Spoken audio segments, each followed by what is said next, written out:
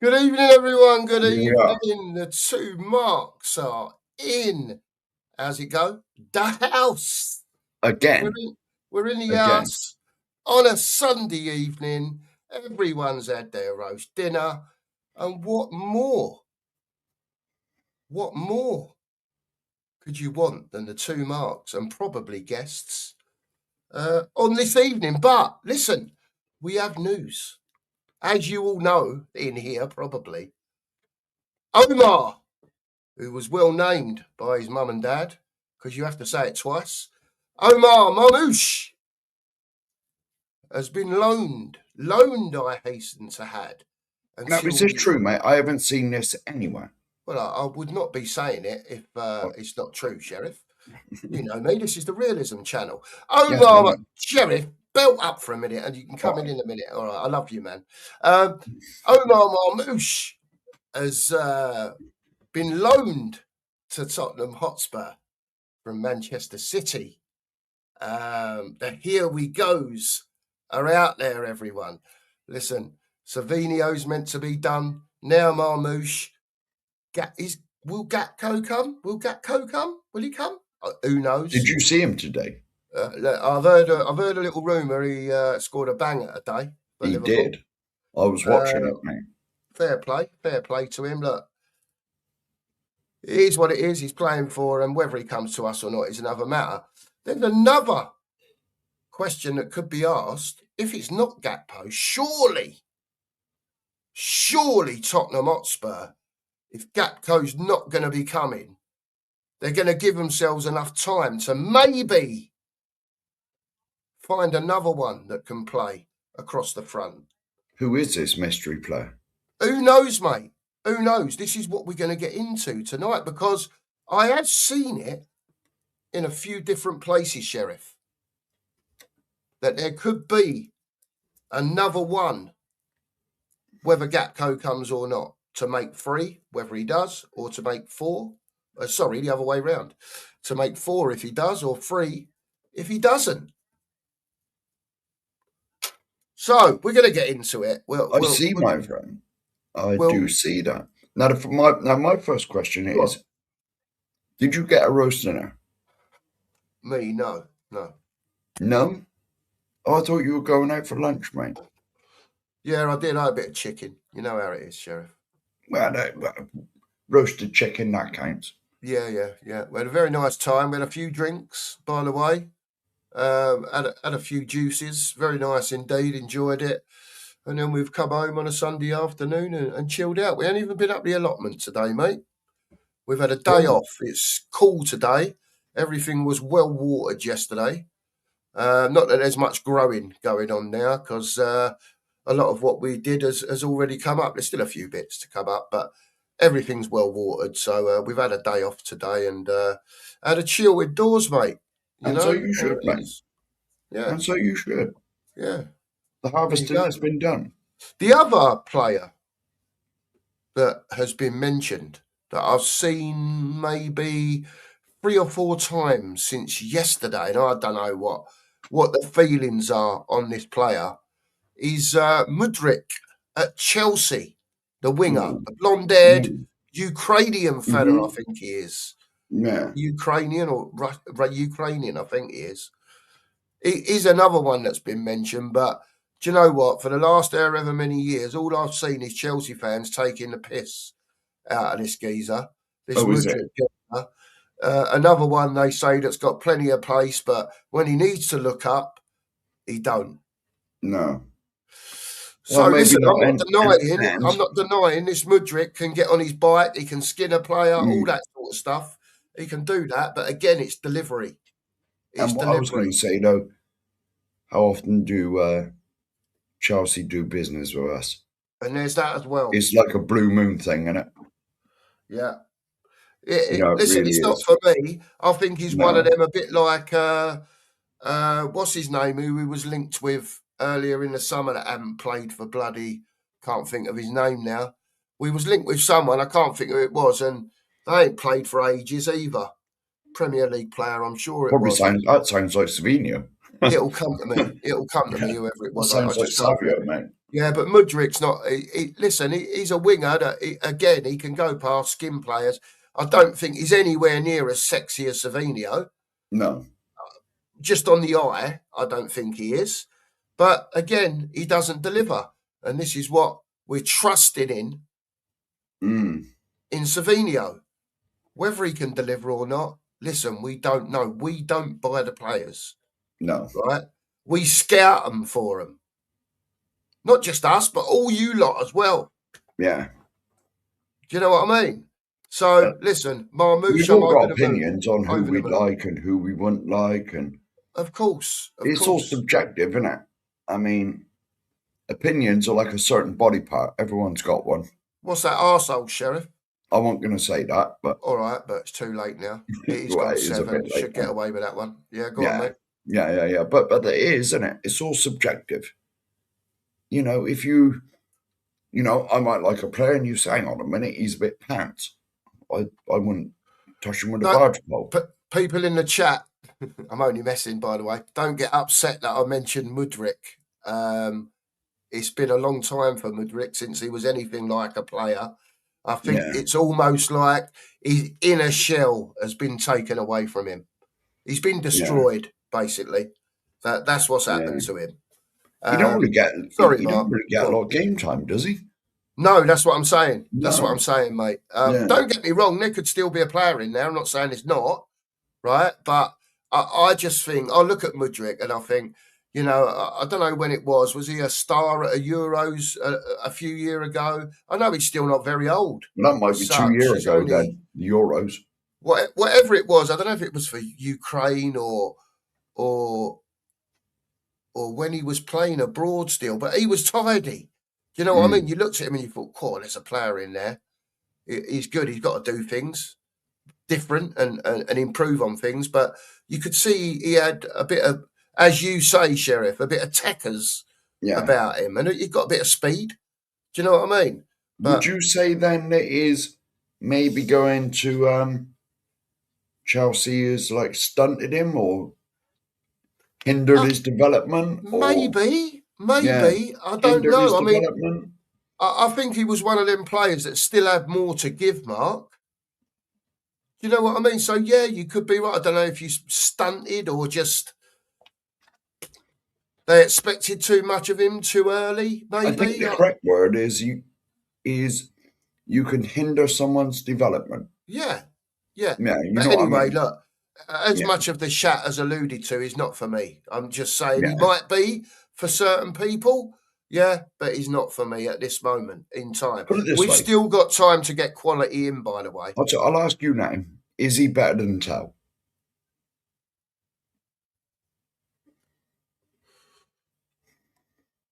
Is he better than Tell?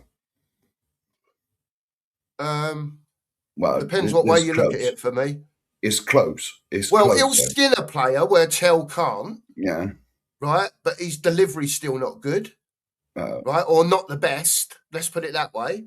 Whereas a lot of the time you'd see Tell maybe go past, then he'd check back, either pass it back or come inside and start running towards the box with the ball.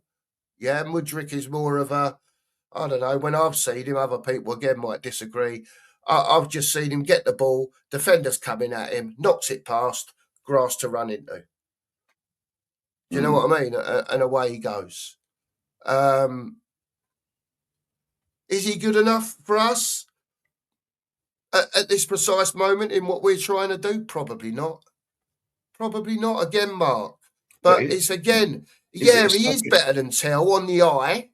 Stepping stone, you know. Little well, if we're doing little stepping stones, it's a little stepping stone above Tell. Oh, all right. It's a little stepping stone above Tell, but depending on what you're looking for in the player.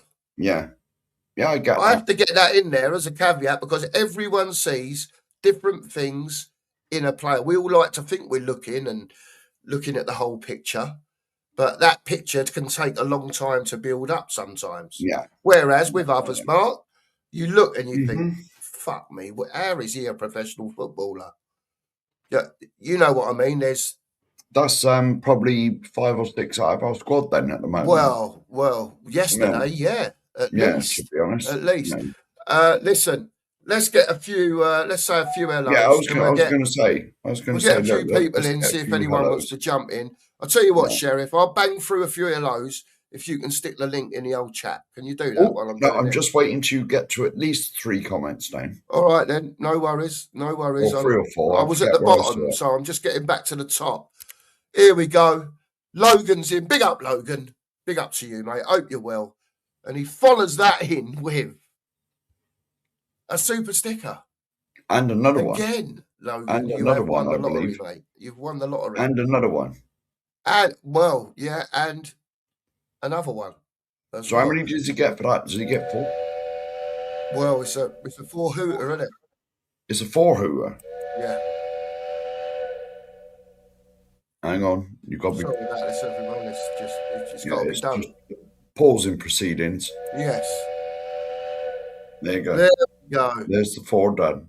Big up, Logan. Appreciate you very much. Big up, Logan. And he has won the lottery. I'm convinced of it. Always in the chat. No, I'm convinced he's won the lottery. Hang on a minute. There's different messages from Aussie Ange coming in every time he joins the show. It's like tonight it's Godfathers. I think we've had Holy Ones, something like that anyway. And all that. I love the analogies. I'm waiting for senile old farts to come in. Listen, Aussie Ange, the most positive Spurs supporter, even when it's gone tits up, Aussie Ange will find a way to lift the spirits, and I love him for it. Yes. Big up to you, Aussie Ange. I am waiting for the message that starts, "Hi, senile old farts." Right, I'll get there. Don't you worry, Sheriff. I'll get there. Aussie Ange, hi, Godfathers of the mighty panel. We are stuck in a coma. Oh, mate, you'd laugh if you could have heard the conversations that me and Sheriff have had about this football club since yesterday, and how the mighty have arisen, and how all of a sudden, and you're going to laugh, Aussie Ange, it's in a coma for the last 7 weeks. Anyway. I'm wondering, mate, if we could somehow record the conversations that me and you have on the phone. Yeah. And put them on as YouTube clips. Put them on as YouTube clips or something. But mate, honestly, to be honest, it's probably not for YouTube viewing. We might have to get a beat machine as well. Well, yeah. Well, we would have to, Sheriff, because the language is a bit fruity. You know that, and I know that. Yeah, it's always a bit fruity. A bit that way. Yeah. But there you go. Big up, Aussie Ange. Hope you're well. And mate, it's one game, but we've got to get players in, Aussie Ange. Yes. You know, we're at the stage now where we're desperate. 2 players are not going to change that performance yesterday. I'm sorry, but if Savio and Marmoush were on the pitch, right, we still would have got beat because Brentford was superior everywhere, all over the pitch. Organised. To me, it's not just the attack that needs sorting. The defence needs sorting because I think Van Heck was a liability yesterday. It's all about gelling, Mark. I know it's his first game and you shouldn't go all in on him. Yeah, but I believe the midfield was, especially with Bergvall in there, was non-existent. Yeah. Is the most polite word I can listen, you can't. We had conversations last year, like now we've got Tonali. Right? They bought Fernandes to match up with Tonali. They offer a bit of something different. Yeah, but they're both good at winning the ball. Right? And they're both good at progressing the ball, whether it be through a pass or whether it be through running with the ball. Right? And listen, I'm trying to be fair here. Right? And honestly, I really am trying to be fair. Let me just take this off a minute because you can only see half my head. If you play a Fernandes with a Bergvall, with a Tonali, sorry people, I've got Bergvall on the brain at the moment. If you play a Fernandes with a Tonali, that they will complement each other. Yeah, as time goes on, it'll almost be like mind reading. Yeah, the more they play together, right? The trouble is, and this is no disrespect to them, right? You put an Archie Gray in there. Yeah. You put a Bergvall in there with a Tonali. If you put a Papa Mate Sarr in there with Tonali, let me tell you, everyone, in a new team, Tonali will then look ordinary because he's got ordinary and worse around him. It don't take a lot of working out. I get that. And so what you're saying is then, at the moment, we're still a work in progress. Well, the work in progress is, Mark, that Bergvall should never have been in a double pivot with Tonali. Well, yeah, I get that. But, like, see, to me, what you've just said, we're still a work in progress, basically, ordinary, all that stuff. Yeah. I would have liked to have thought that would have been sorted out in pre-season, but we haven't had one. So, because you could see, from the moment that game kicked off yesterday, Brentford looked fitter, stronger, and more up for it than we did. Yeah. And that was from minute one. Yeah. All the way through. Where it was like a bunch of wet lettuces yesterday, Kate Rixon's favourite. And the whole team we were shit. Just, I'd say, average. Say it, Mark. Average. Don't jack them up, mate. They were shit. All right, they were shit. Yes. Mate, just say it. I'd rather you, if you've got a swear word, I know you don't like swearing, right? No, well. Like over and over. I get it. Yeah. And we all say to each other, and everyone that comes on here, if you want to drop an F-bomb, mate, you drop an F-bomb. You know what I mean? But not over and over and over and over again, because we will get in trouble. Don't think there's anyone more on here that wants to give it the fucking beans than me, because I'll fucking give it. Well, we have been in trouble once, haven't we? Just the once. Big up, Benji. Hope you're well, mate. Well, you sneaked the link in. I'm just waiting. No, I didn't. I'd sent the link to certain people as well. There you go, you see. There you go, Sheriff. See, I'm just about, I will do it now. Go on, Sheriff. Big up, Benji, by the way. We're just doing our usual, Benji, saying hello to people. This will take 40 minutes. So if you want to go and make yourself a cup of tea or something. It for 10 minutes, you know what I mean? If you want to go and make yourself a cup of tea or something. No, he's all right. We won't be long, Benji. We won't be long. Mark, go on. Click on your comment, Mark. Click on your comment. The one that you wanted to bring up. Oh, no. We were just saying hello to people. Oh, there you go. Big up, DJ. Steve. Hope you're well. I'll hit a few. Big up, Ghost. Hope you're well. Andrew, always in. Big up to you, fella. Big up, Jessica. Hope you're well this evening. Big up to you. The Yido of the biker is in. Big up to the biker, Yid Rowley. That has been amended, ghosted, by the way. No. I did it. Yeah, hang on. Go on. I did it just because you know how terrible we are with the chat. We're always at least 40 minutes behind. So I thought if they can only send one every minute, then we might not be 45 minutes behind.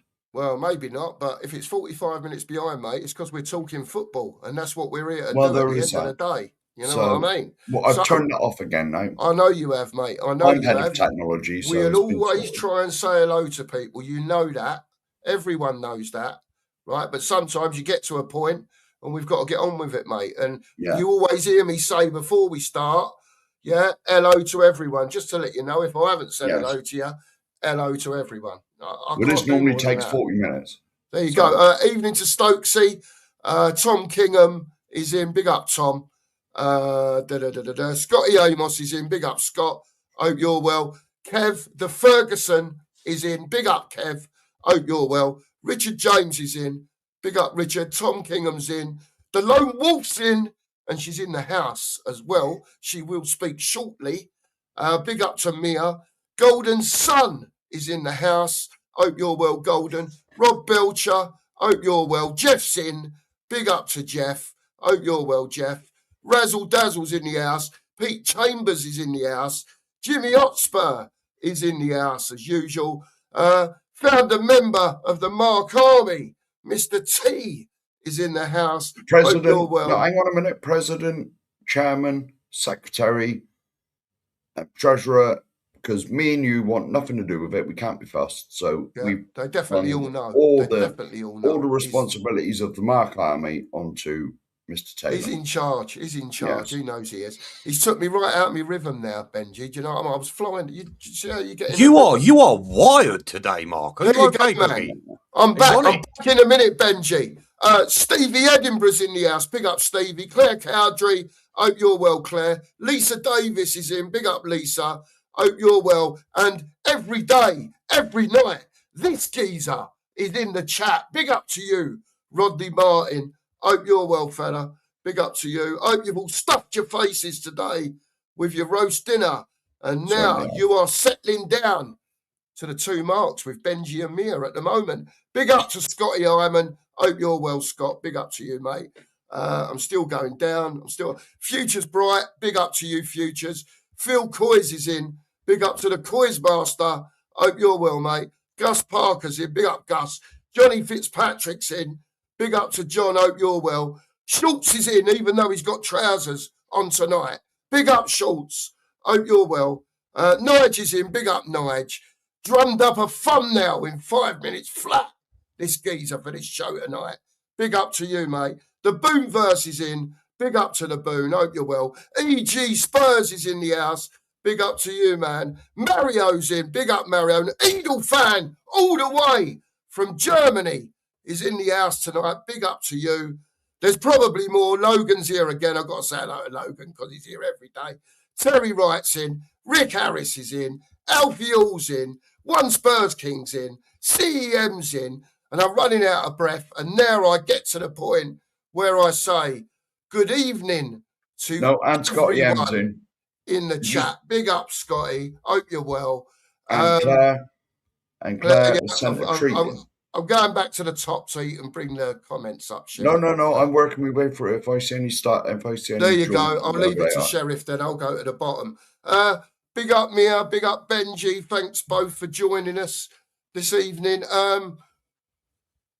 I've got to say, I'm pleased. Omar Marmoush over the line on a loan deal, Benji, to the end of the season. Listen, it was batted about 50 million quid this. They're doing this to the Savio deal so they don't have to pay this to them. And fucking hell, it's been going on for how long? I don't know. You know, Benji, to Mia's displeasure, that I am on board with you, Benji. When it comes... Can I just say, I heard it's basically a signing, but we ain't got to pay money till next year. Correct. That's why it's a loan. Yeah. It's a loan with not. Is it obligation or is it the other one? I didn't look at that it bit. Basically means we got this season. Yeah. So it's basically a loan. It's basically a sell, but we don't have to give him money till next year. There you go. Well, that'll do. Whatever. Anyway, he's here. He's here. Yes. Right. That's all that matters. And getting back to the point, Benji. I know you love Savio. I'm just going to answer this as well. I'm just going to jump in again. He's doing me like a kipper in, Sheriff. What's going on here, it's on. This is on Sky Sports. We will be doing a watch along. I research. I won't be because I'm on notes this week.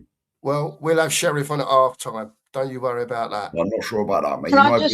You know how busy I am. Go on, yeah. Can I just say, Benji loving Savino is like an understatement of a lifetime. To be honest with you, I've had to make a GoFundMe for tissues for him. Oh my word! What are we doing here? What are we doing? Well, I'll continue with what I was going to say anyway, just so it rounds off what you were saying, Mia. I know that Benji loves Savinio. Yeah, I was going to say to try and get him off the hook a bit because it's a bit different when you present the sort of show that we do. Because I'll say, like I have done on a few occasions, Savinio is a sexy footballer, but he has to improve his end product. There's no doubt about that, right? So, Benji, as a Savinio lover, and you talking to a just as big Savinio lover as yourself, what's your rating on Marmoush coming in, first of all? I mean, he's our new Egyptian king, isn't he? Look, listen, I think, I'll make a statement here, big statement.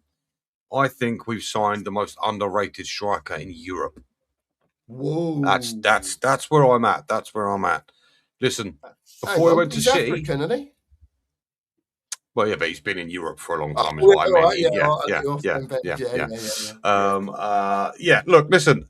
Before City got hold of him, 17 games, 21 goals, 9 assists, absolutely phenomenal. Listen, the guy he's class. He's a class act, and him at Spurs is just, lads. The fact that we're even going for these players, right, is mind blowing. But I do want to say this, right. I've got one concern. Oh, yeah, I've got a concern. I'm concerned, where's he going to be played? Because if I'm honest with you, now, look, listen, we keep hearing De Zerbi wants certain types of players that can play across the front three, which I'm fine with. Yeah. But for me, boys, I prefer it buying players that are specifically tailored to a certain position, certain right, precisely, right? You know, we've seen it in the past. With Savinho, lads, I don't want to buy him and then throw him out on the right. The guy's predominantly a left winger. That's where he does his best work. Yeah. And Marmoush, again, I'd say the same thing. For me, I've seen him at his best when he plays a striker. So, you know, I hope that is the case. But as far as you know, anything goes for me, I could not be happier that those boys are coming in. And you know what? For me, I know that first game's done and dusted, and it was a disappointing result. But when we get our shit together, I'd like to say this: just buying those two, for me, instantly puts us into the battle for top 6. He's gone early. Oh, fucking hell, that's well early, Bench. He's gone early. I don't. Okay. Fellas, let me. Always go early. I don't care. Well, look, how about this? Just the missus. Imagine it with me, fellas. Right? Imagine it with me. Right? You've got Pedro Porro. Let's just go with Udogie for a moment. You've got Van Heck. You've got Van der Ven. Midfield, double pivot. You've got Tonali, Fernandez. Centre attacking midfield. You've got Xavi. Now, I know he's out for a while, but bear with. And then, listen, left, Savinho, right, Kudus, and in the middle, Marmoush. Tell me that sort of a team doesn't frighten opposition. Is all I'm saying. It feels like I'm waking up out of the Matrix here, and these kind of players coming in now. It doesn't. After the last, I'm not going to say the last 2 years, after the last 4, maybe 5 years, being linked to players like this, it's just a fever dream, really, isn't it? Feels like in your lifetime, Corey, you've never experienced a window like this. None of us have, at least to my knowledge. Sunderland did last year. Now I'm starting to wonder, okay, that's what Sunderland did, you know? We're going out replacing the crap of skeletons of past managers, you know? It's about time we did this. But clearing why the decks of players. So late, Corey? Well, I'm only asking the question, why leave it so late? I know that I don't understand why it's taken them 26 years to wonder what it takes to run a football club. Mate, we ain't had a left winger for the best part of 2 years. We haven't had a decent left winger since Bale. But Sonny was out there, Corey. We knew he was going. And if you want to call Tell the replacement for Sonny, I'm sorry, we ain't got a left winger. That's bad business. Going out and relying on a kid that isn't really doing anything. It's terrible. You could have scouted better. Matoma could have picked him up. There's players across world football, not just in the Premier League, that are so much better than Tell. Yeah. But we go and get him off the back of a really poor loan. He's 6 months with us, and then we go and spend 40 million on him. Why? I don't get it. It was convenient, mate, with the Harry Kane deal. So money didn't literally have to change hands. It was strike the deal. You owe us whatever. Take off what he costs, and now we owe you that. Yeah. I was going to say Tal was one of the payments for Harry Kane, I think. One of the payments. Oh, yeah. Well, they could have given us that young Kai kiddie, that their midfielder Kai something. I can't remember what his surname is, but Jesus, he's incredible at 17, 18. Lee, be positive, Lee. Lee, don't be saying we're getting beat on Wednesday. For fuck's sake, it'll all go off, mate, honestly. Finally, a new Egyptian king since Mido. Well, there you go as well. Yeah. Mia, let's welcome to Danny, but thanks for jumping in, Dan. You're all right. Mia, before we get to Dan, how are you feeling about Omar? Well, to be honest with you, the two that I've been banging about that I actually wanted was Marmoush and Gakpo. So for me, if we get them, I think top 6 is feasible. Like, I feel like top 5, top 6 is feasible, because I think that he definitely changes the game, where Savio is still someone who has to prove himself, where I think Mamouche has got it. And I think that Gakpo, we've seen today what he can offer. So I do think that them two change the game for me, not so much Savio. So if we get a Gakpo in, I think that's when I will be really like excited about what we could potentially do. But I'm over the moon to get one of them in, because obviously, like I say, I've always said I wanted Mamouche out of anybody. When there's talks of different players, Mamouche was always the one I was banging on about, and Gakpo. So I'm more than happy. Has Omar replaced Christian in the looks department, Mia? Just going off subject slightly. I'm just asking. No, because Christian Romero, I've still got him on Instagram so I can see his lovely face. He's special, that one. He's lovely. Not replaced yet. Not replaced yet, no. I just thought I'd ask Mia. I'll revisit in 3 months' time and see how we're going. I won't mention it again, Mia. That's it. We're done. I had to get it out there. That's fine. Find out if. I'll just say big up. She's now an Atletico fan. I'll just say big up to Kev Williams. Big up, Kev. Kev, cheers, big mate. Up. Top fella. Big up. Thank you. Big up top to show, you. top host, top guest, top chat. Get on now. Joe, actually, I quite like. Please. We're dealing with super. Sorry. My bad. You will be. No, I'm only joking, man. He's only joking. You're done, Sheriff. Big up, Kev. Big up, Kev. Thanks very much, mate. Really appreciate it, Kev, as always. Go on, Mia. After you. I actually quite like Szoboszlai, so he's another one on the list.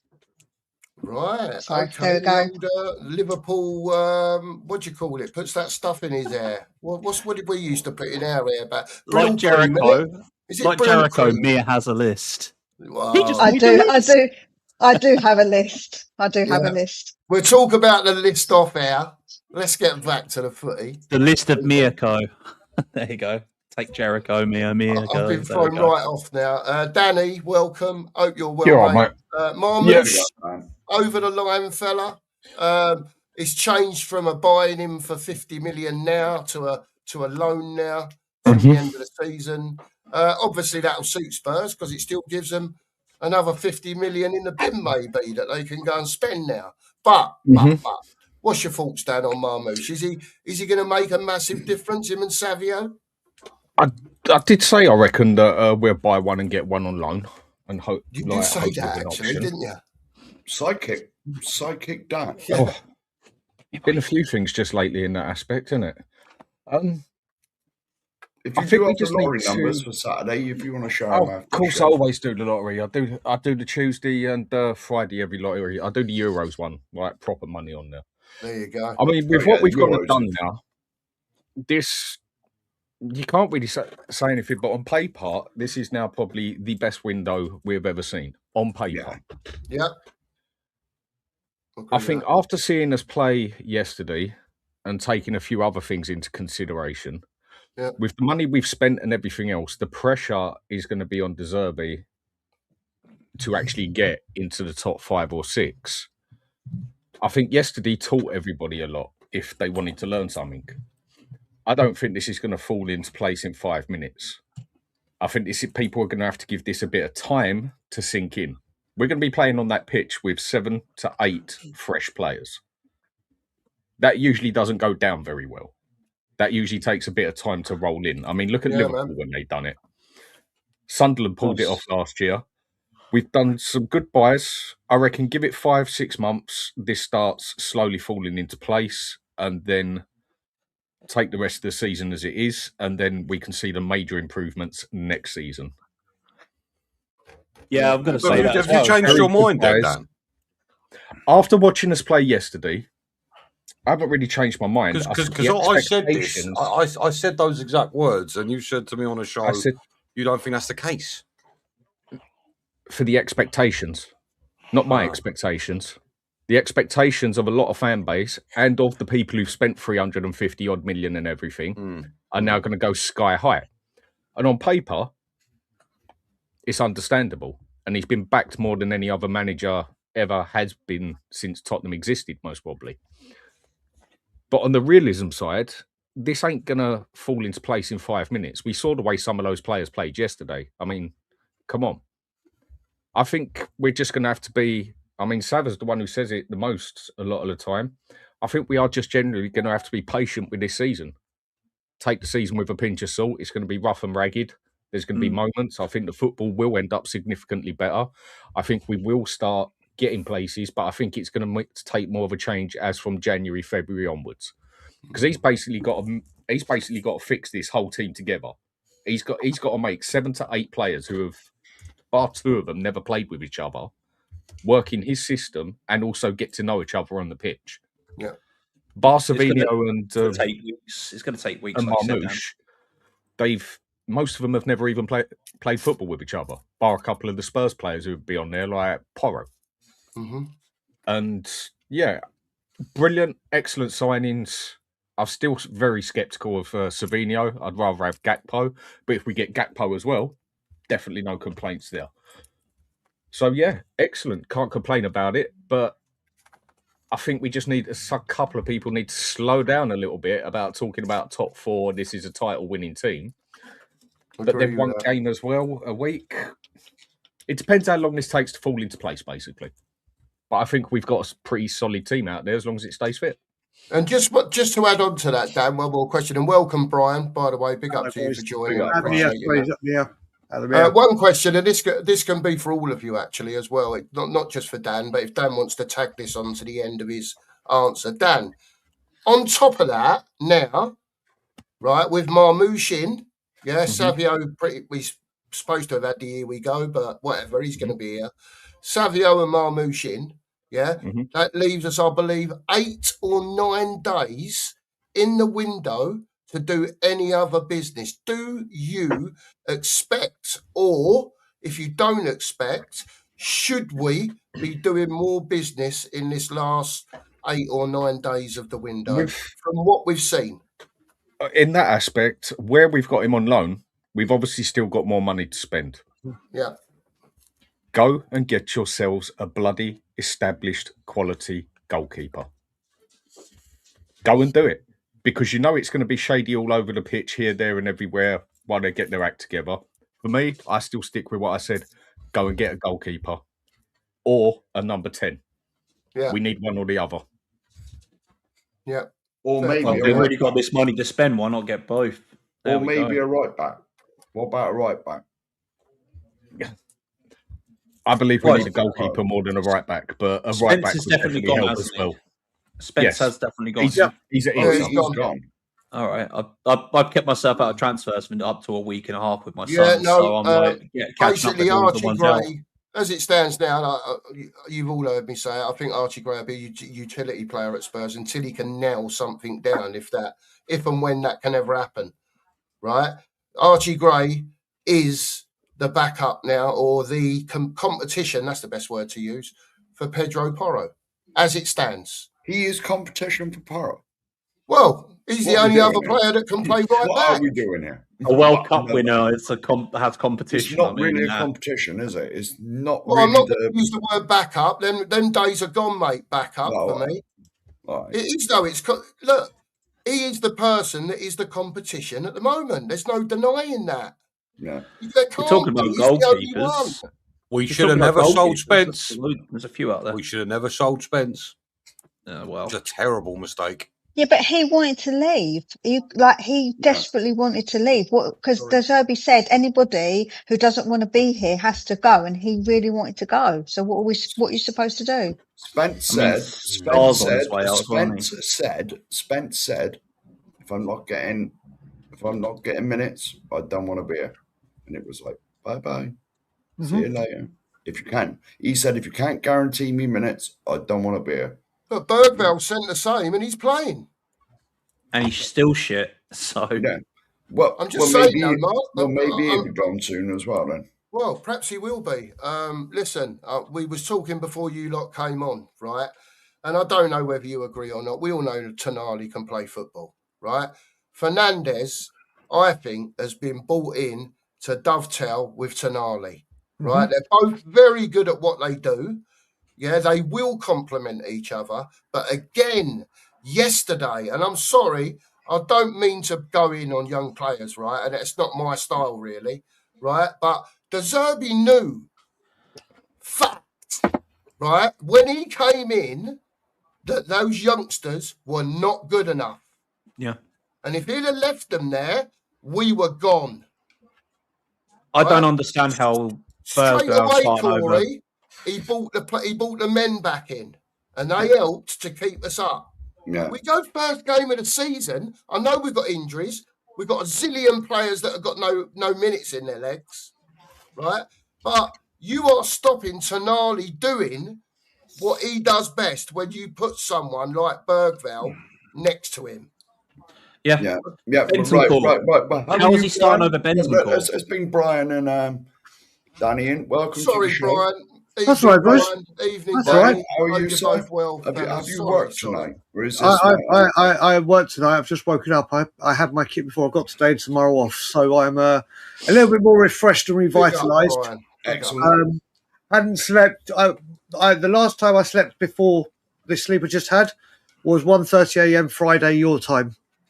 Oh. And I only got to sleep about 4 hours ago. So to say at the end of the game yesterday, I was seeing colours. I could only see the colours of the kits. I couldn't even see the players running. I was so shattered. Okay. It was on a screen. It was a very, very poor performance. There's no getting away from it. Was an absolutely poor performance. The biggest anticlimax. So I thought we'd go there and at least play some football and give them a game. And we didn't. But you know what? There's 37 fucking left. Yeah, I know. It's not. I mean, it's why I stayed away from everything. And now we've got Marmoush over the line. It looks, and obviously Savinho. This team can look very, very, very, very different starting lineup wise in a few weeks. But like Dan said, this is going to take time. Look with Poch. Poch's first season we didn't kick into November, and he was on the verge of the sack. Yeah.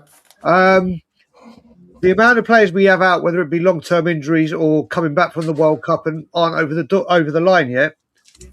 I mean, you just look at that team that we started yesterday, and then you put Pedro Porro back in. You put Van der Ven in as one of them. You have Fernandez and Tonali. You have Savinho, Kudus, Marmoush, maybe Cody, and that starts looking different already.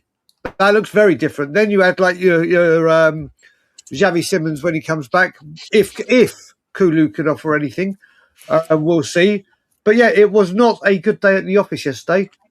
Took loads to learn from, and we all thought there was going to be news about Marmoush Monday, Tuesday, and Spurs have obviously moved a bit quicker to get this done and to show after that because we need them through the door.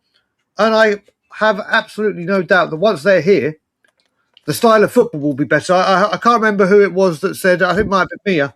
No, was it Mia that said about Savinho with no end product? I stand by that with her. If it was, I think it was Mia that said it. Yeah, it was me. Thanks, Mia. Thank you. But I stand by that. But you know what? He'll offer a lot more end product than what our front three showed yesterday. And the one thing he will do, which we struggled to do yesterday, Savinho will get the ball and he will terrorise the fullbacks. He will just run at them non-stop and run them ragged and give their defence something to think about when going forward or whatever. I still think, like Mia said, he definitely needs to work on his end product, but it's a hell of a lot better than what we've got. Sorry, can you jump? Listen, I want to jump in there real quick. Can you define end product quickly before I go on? Brian, I hear this a lot. The reason I say it, bro, the reason I say it is we've had it. And I'm not where I'm used it. I'll compare it to Tell. I'm not comparing them as in bang bang. Tell sometimes gets past his players and gets to that winger. Then that final ball, whether it's a cut, he doesn't know whether to cut it back, doesn't know to whip it in, doesn't know to. Wait, Ben, let me finish. When he was I'm listening. I saw you shaking your head, so I was just like, when he's had Haaland, his first season he got 13 assists, which was brilliant. More than I think our wingers got in total last season. Obviously, he's got to settle in and everything. When I see him, I look at wingers and I say, do I see wingers?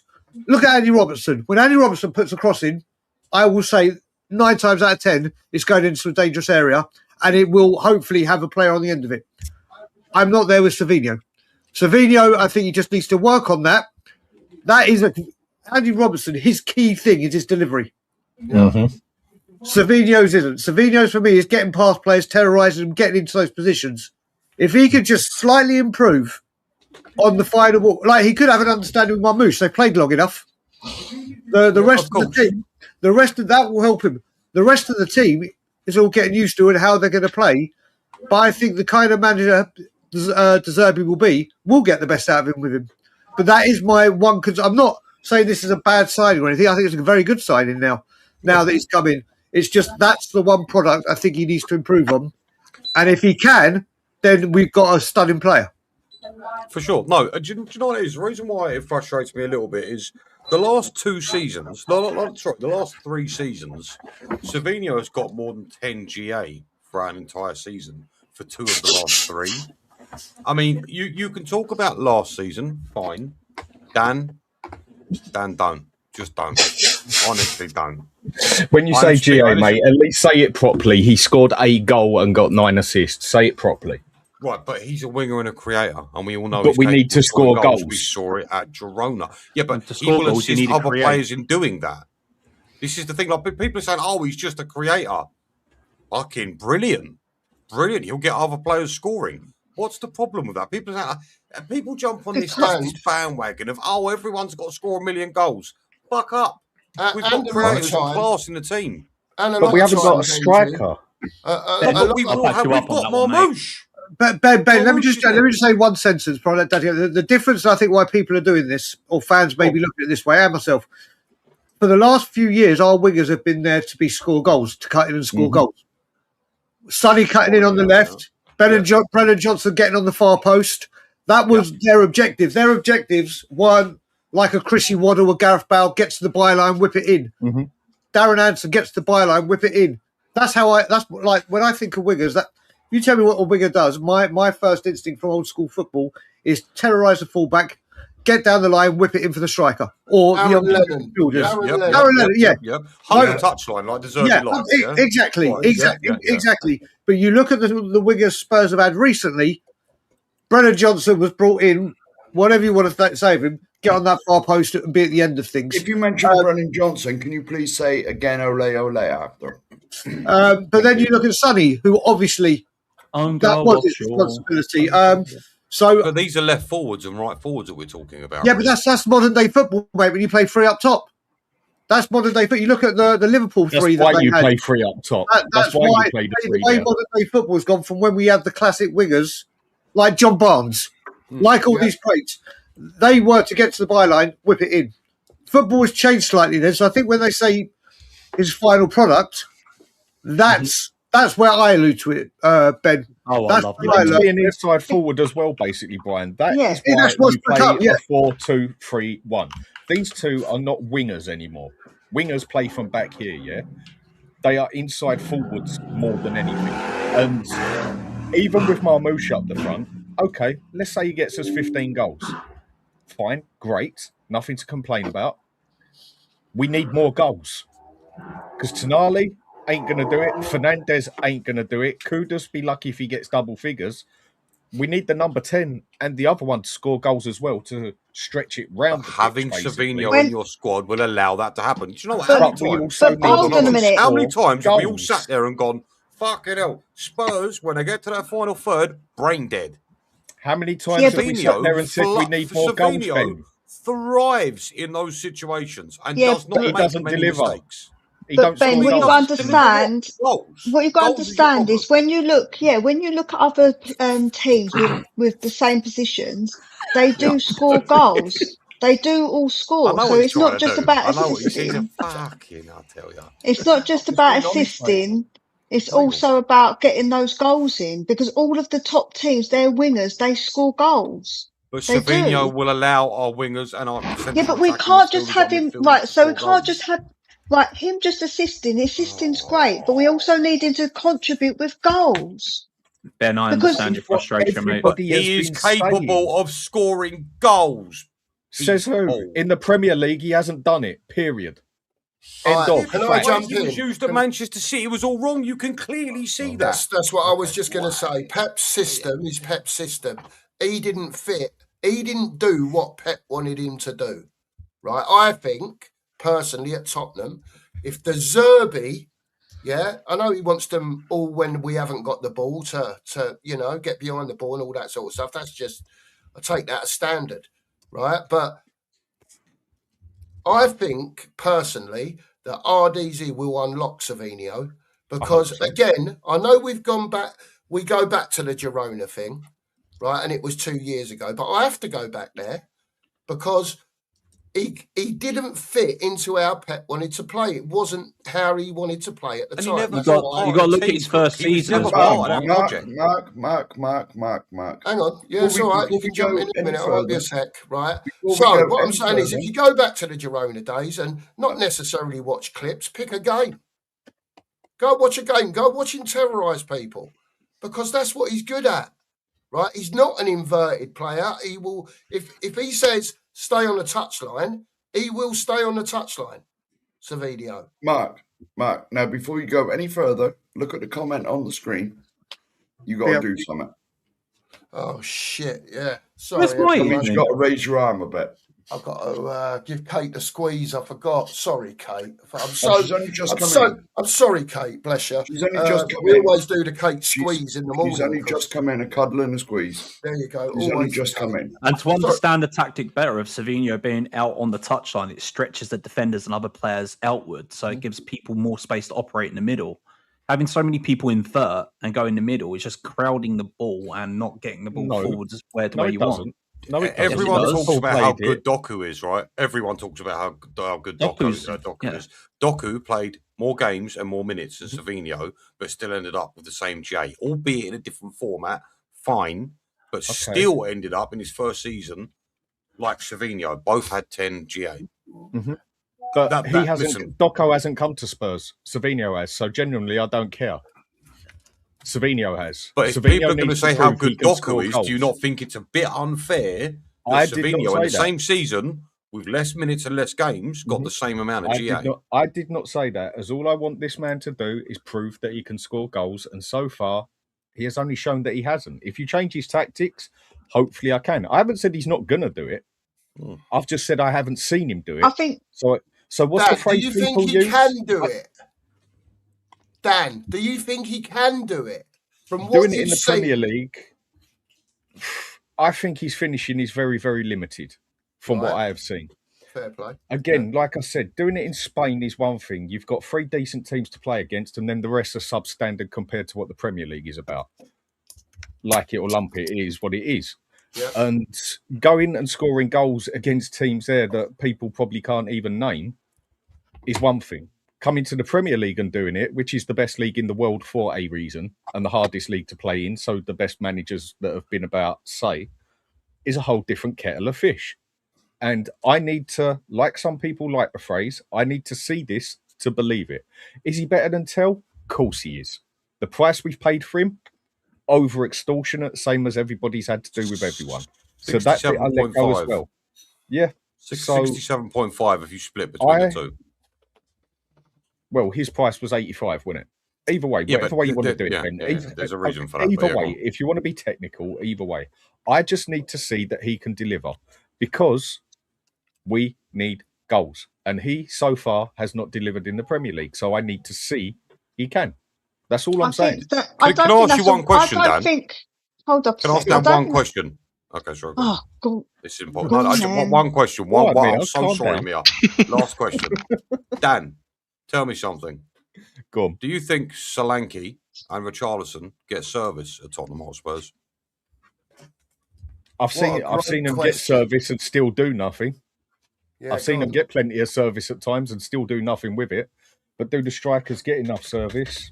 You can ask with them two, do they even get in the position to get the service? How many times did you see Simmons get forward, which he did a few times, and then all of a sudden looking left, right and centre, and the striker's standing next to him? So who do you blame for the service when the strikers don't even get in that position? But this is going to be Marmoush's job, and hopefully he can do a significantly better job, and I think he can. I am a lot more happy with Marmoush than I am Savinho. I was going to say, I don't. With Marmoush in, that's got to be the end for Richie, right? Oh my God!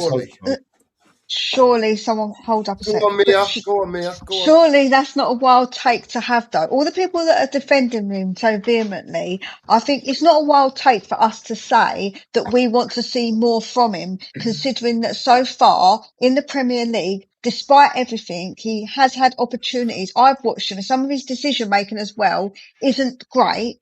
And like, surely it's not a wild take to say that we just want him to prove himself. Like, it feels like we're saying that we don't want him to prove, we do want him to prove himself. It's not because we're against him. It's just because we want to see that he can do it, where people are trying to act like we're not wanting that, like we're being like derogatory towards him and saying that he can't do it in his shit. We're not saying that. We're just saying we want him to prove it, right? Because he hasn't so far really proved it. Yep. I don't think that's crazy. I also just wanted to add, and then I'll let Brother Danny speak. Is we spent a lot of this season going, oh my god, we've completely overplayed for this one, we've overplayed for that one, Well, you can say value wise of players is crazy anyway. For the last 15 years, we've been demanding, why aren't we paying the fees? Why aren't we paying the fees? Why aren't we paying the fees? And then we start paying the fees. And then it's, oh no, but not that much.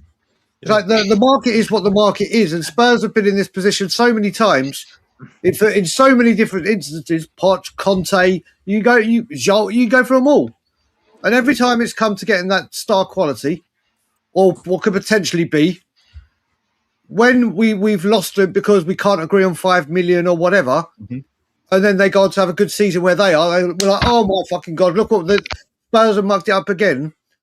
Now we are paying the money. We will find out very shortly if they've been worth it. If Spurs do get back into top four, I'm not saying this season. I mean during the time this people were there and start doing it constantly, we'll make it up in spades. We'll make it up in spades, and it's as simple as. And I know from when I live in Canada now, what we saw with Son, there's going to be shitloads of Egyptians now following Spurs.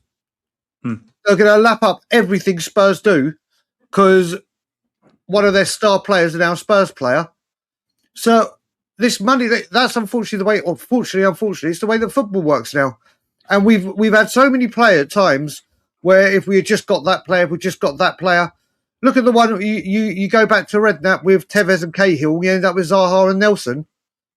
Look what we could have done if we had paid that money. Look what we could have done if we had got that player. So when it comes to the prices now, the way I've been looking at it is we have demanded Spurs do it. Now the breakdown seems to be on, oh, but not that player. That's not the player I want. You should have got to spend on that one, on that. And I don't mean us here. I mean the consensus of the wider Spurs fan base. I am not fussed by it. If someone told me we're getting blooming Savinho for 200 million, then I'd be like, whoa, settle down. We're talking 80 million is now what 50 million was 3 years ago. I don't think no one complained, Brian. No, not here. Mate, not here. Social media. In general. Hey, Brian, big up your damn self, mate. You are bang on the money. It's what we've all been complaining about. And to be fair, I've done it. Dan's done it. Mia's done it. Cookie's done it. We've all done it. Why don't Spurs pay the money? You know what? You are bang on the money there, Brian. What the hell? That's the thing. That's the only thing. And if Savinho if Savinho comes in this season and gets 15, 16 assists, or GA, whatever we want to call it, but predominantly assists, or unless he's going to be used predominantly for goals, then we'll say he's had a very good season compared to what he's had. And one thing I do think, and I do say, and I agree, but I think this system is much more suited for what he had with the Pep system. But now, with that price tag, there is expectations on your head. We paid the money for you. You now have to go and deliver. Yeah. I'm going to say with that Marmoush deal, because someone said about 135 million for both, it's a loan fee, and then the rest of it will be made up when we buy him next season. So they get around not having to pay, is it Hoffenheim? Frankfurt. I knew it was one of them. Not that much money back in the whole, if you sell him, you get like 20%. So they get around giving them more money by doing it, have a loan, pay some of it up front, and then the rest will be done next season. So they get screwed over. I see her, I have to smile, but I think it's a bit sneaky, isn't it? Or Corey, can I just throw this in? Just good business. Do you think? Do you think Spurs have gone for the loan option instead because they're looking to spend even more money elsewhere? That as well, but I mean, next season, Marmoush Maybe. will join us because whether it's obligation or option to buy, we'll go out and do it anyway because our striking choices are Marmoush and then two players that It's after a collectively certain got. amount of games or something along those lines. Once he's played a certain amount of time, certain parameters. So, say example, he plays more than 15 games, or we get wherever, then it becomes mandatory. At the moment, which will happen. It's up to of course. I can't see it not happening unless he gets a stupid injury. But now that goes on to next season's money, and the money that we would have spent on him now makes sense that we would have the money to go and buy a Gakpo or a goalkeeper or a number 10. Or it leaves us open with money or whatever one they choose to do. I mean, it's just smart because they give him some of that money as a loan fee because as a loan fee with a player, it's mandatory. You pay something to the club. So you pay that club X amount, and then we'll pay the rest next season when that obligation kicks in. So smart business again from the board. Finally, like the board are getting flowers from me, and I've been so anti-ENIC since Martin Jol. So it's I sit here after 18 years, 19 years now. Like, hell, have I just woken up? And I mean, now it gives us more money to focus on other players. I'm starting to lean with Dan here. I was like, maybe we should give the young guy a chance. And then after yesterday, I'm like, maybe we do need a more established keeper. For the longest part of me, I was like, well, he's 22, 23, needs a chance to prove himself, blah, blah, blah. But now I'm like, no, I want someone more solid now in my goal. So do you know what? Because I knew Dan was here when I came in. Yesterday, he was proved right. Kinski had not the greatest game. But I was on a show with Dan, which he'll vouch for, where we said he's going to make mistakes. It's whether we stand by him or back him. And he had a bad game. It's the first game. Last time he had a bad game, he then went on a run of. So don't get me wrong. Like I said on Dan's show, if let's just say Eddie Martinez was available, you go and get him. You go and get him. I've got no drama with that whatsoever. But Kinski had. I've got no problem. Gray had a really poor game yesterday, and I actually, I feel absolutely. I feel so sorry for this kid, and the reason I feel sorry for him is we just keep plodding him wherever Spurs need to put a band-aid over something. We'll put Archie Gray there. Yeah, I'm sure the 70 grand, makes up. Oh no, don't forget that. I mean, the 70 grand in your job, that's football and the wages. You're right. He won't care for that money. I mean. Mate, you pay me half. You pay me $2,000 a week. I'll go and do Spurs a job and play it right back. That's what the club have agreed to pay. Blah blah blah. But what I'm saying is, we've had him now. What is it? 3 years now? Is it 3 or 4? He gave me Angel second year. So we had him 3 years. No one knows what to do with him. Like I said, I still think there's a player there. But yesterday he got thrown to the wolves, and he should have done better. That performance is on him. That he should have done better. But like I said, it's all about. Like I said, I'm not going to go mad this season. I'm going to go standing by him. And we said on that show, Daddy, if Kinski makes a mistake, there's no one to help him or save the day. He had a poor game. I don't deny that. You want to see better. If we don't get another goalkeeper, I'm fine. But if you could get your hands on Eddie Martinez, I'd break your hand off. And by the look of the prices and that, we could. Again, this is one like with people saying fans turn very quickly. We know that, especially Spurs fans. Probably one of, if not the most savage for it. If you take out a couple of teams in Italy, I suppose. At least we don't turn up at their door and say we're taking your missus with us. Like they do in Italy, basically, because it is quite dark out there. But I just find the whole story with Kinski is a lot of the Tottenham fans contradicting themselves so hard that it makes me laugh. Like with what you said earlier, we want £100 million players. We want an established goal scorer. Yeah. You've got Mia sitting there questioning 65 million, 75, 85, whatever it is for Savinho, and Mia questioning, but can he deliver? Can he score goals? Yeah. We want players that are proven that can do this. We want players like Marmoush. We want Tonali's. We want players that can do this and that.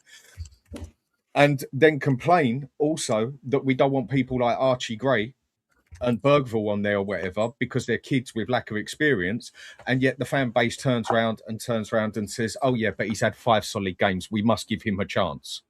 Get real. Like, seriously, talk about contradiction at his best. Do tell me, Brian, that is not contradiction. Mate, we've had this discussion, agreed it, but then we also said, and you agreed that we got to give it time. And then there's one game and everyone goes into a fucking meltdown.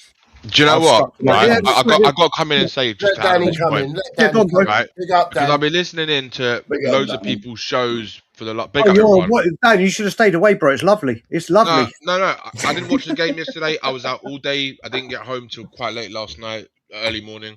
So I didn't watch any of the game. I watched the highlights. I watched extended highlights. I watched some people's shows, and all I see is fucking people whinging and moaning and crying like little babies. Right? I'm sorry, right? But like when Kinski made one mistake in a fucking game, we got to get rid of him now. It's like what is wrong with people? The hyperbolic reactions from this fan base. Look, it's the same across every fan base, but this fan base is fucking special. I'm telling you, right? I haven't changed my mind, Dan. I've stuck with it from day. Yeah, I know you, Dan, right? But I'm saying other people, right? I wasn't directing it at you. Just what I've seen from others, right?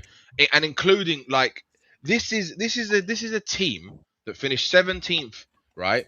2 seasons in a row. We've had so many changes in and out, right? And it still hasn't finished yet. And yet people think that after one game it's doom and gloom, right? It's be all and end all. Like, what fucking planet are people living on? Like, do they? And I've said this so many times, not just under De Zerbi, but under other managers. When is it this fan base is going to fucking finally actually say, do you know what? The geezer needs some fucking time, right?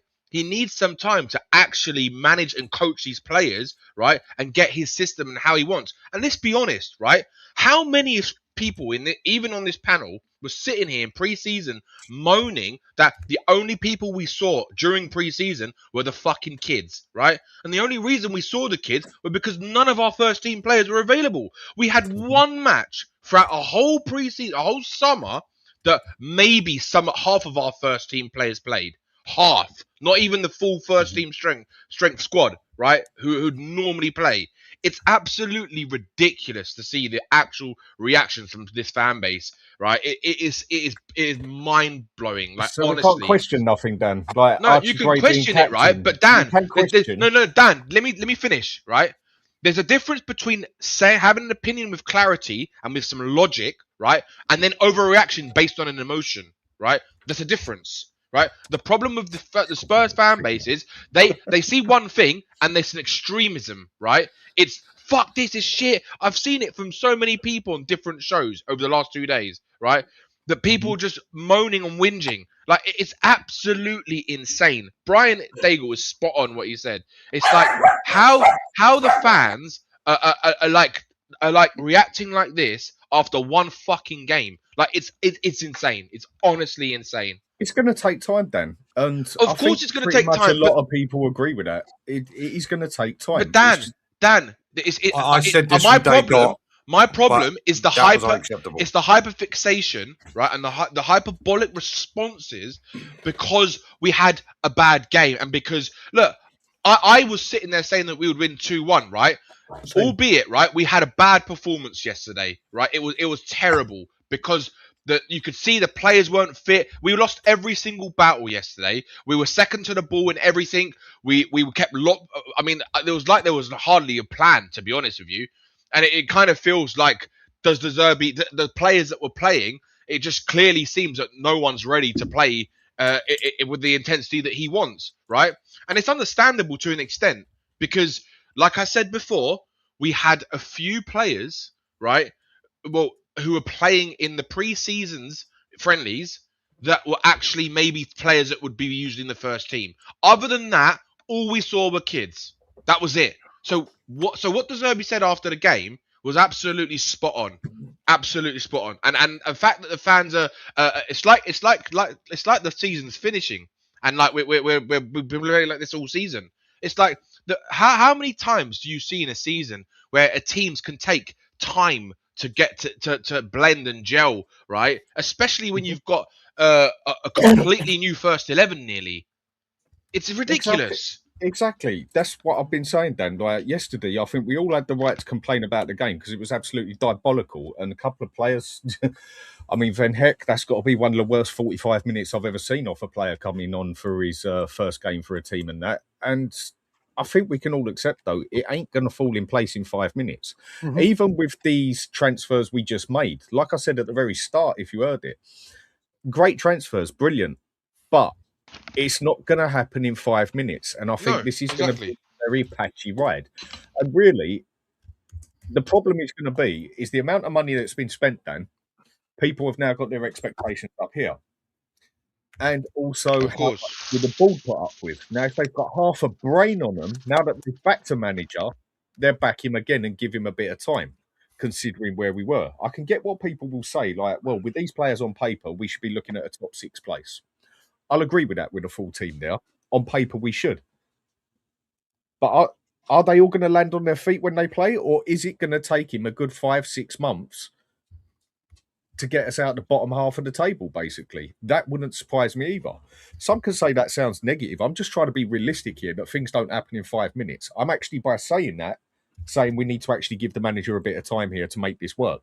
And if we do finish 8th or 10th, as long as I see progress through the season as such, I'm going to be happier than it has than we do an Ange. Then we have 10 good games and then the season falls off a cliff. Yeah. I would rather the season starts slow and you see progression through the season into the following season, I think there you go. Today, before hold on, one sec, Benji, just one quickly. All I want to say was, I think it's good to judge the team every 10 games. Because it's nearly each quarter of the season, right?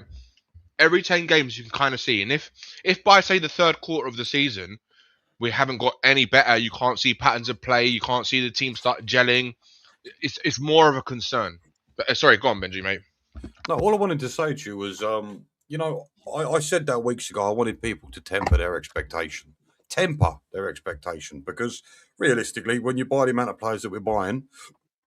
When you're buying the amount of players that we're buying, and it's historically known via Liverpool, Chelsea.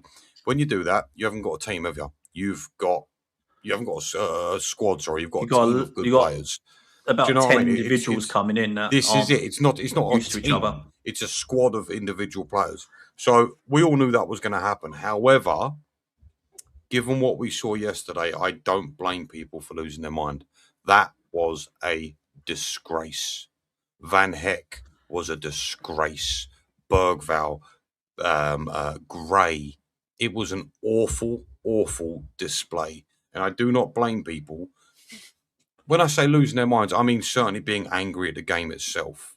I don't think from this point any fan with a brain isn't going to be going, right, well, that's our season, fuck. But I certainly don't blame people for getting angry, Dan. I really don't. It was a terrible display. Yeah, I mean, it was a pretty shambolic show from everybody yesterday. I mean, I don't get how Bentancur isn't started over Bergvall. I mean, we haven't got another right back, so Gray's the only other option. But there's no excuse for the rest of them to play like that, is there, really? I mean, I was sitting there yesterday after the second goal, took my dog out for a walk. It was that bad, but I was like, yeah, screw this. I'm going to go take the dog out. It was that bad. I think it was just the fact that I don't think anyone was anybody I spoke to personally wasn't expecting an easy game yesterday, and only one person. It's never easy. It's never easy. But if I remember right, there was only one person being truly more negative than Scott M. I mean, Scott has had to tell him to pipe up a little bit and stop being so depressing, and that was Benji saying that we're going to lose, and he's the one who got it right out of everyone else saying it's going to be a draw, and maybe the odd one saying 2-1.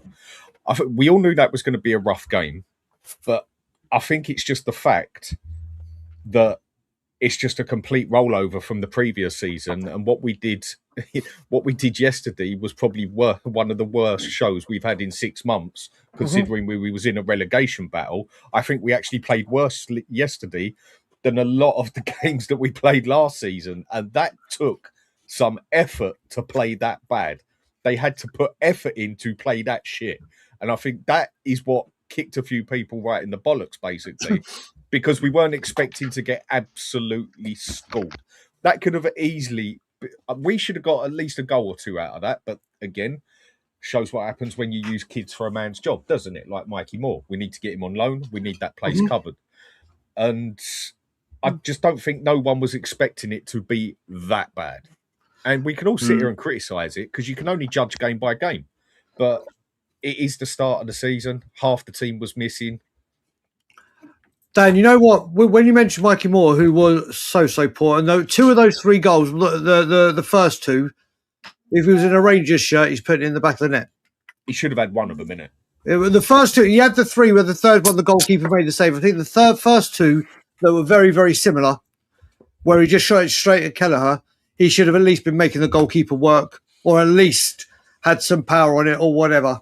I think he was so poor and put out on the right, especially when we know he's more suited on the left, that we should have either put Tell on the right to let Moore get on the left and get more action in his more comfortable position. And at most, when we saw that we were so bereft of ideas, if you're going to give a youngster a go, I would have put Luca Williams-Barnett on. And if you're going to, because at least when you see Luca Williams in pre-season, whatever, that guy drives with the ball. He's not hugging the touchline. He will drive and make things forward. Do I think it could have been too early for him? Maybe. Do I think he's Premier League ready? Not yet. But we needed something different. It was so stagnant and so predictable. And I will say, Brentford completely bossed us. They deserved the win. It weren't so much. I mean, we were bad, but Brentford were on it yesterday, and they had the bit between their teeth. They were stronger. Mate, they were more physically fit. And I've just had a message from, we may be getting a special guest. Oh, don't tell us who it is. Don't tell us. No, I've just had a message on WhatsApp. All right. Oh, your sources are speaking. You're going to find out. Okay, but yeah, HP. Like I said, don't like any of it. Like I said, the way I'm looking at this season, the game's done. Where people that do YouTube and people that go to work and have banter, couple of days digesting it and licking our wounds and whatever. Charlton will be whatever. Then we've got Newcastle. Oh, right. Brian, just on the subject of Newcastle, it's a bit of a segue because I was going to ask about it. Right. Yeah. I've watched Liverpool against Newcastle today. Yep. Right. Newcastle been stripped of a lot of players, had to get players in. Mm-hmm. Yeah. They've got a manager that's 2 months old. I see a lot more in Newcastle, Brian. Yeah, in their pattern of play, in what they're trying to do. Yeah, and I know we've had more come in, so it's a bit lopsided. But I've seen them today. I've not seen Spurs even play anything remotely like I saw. No.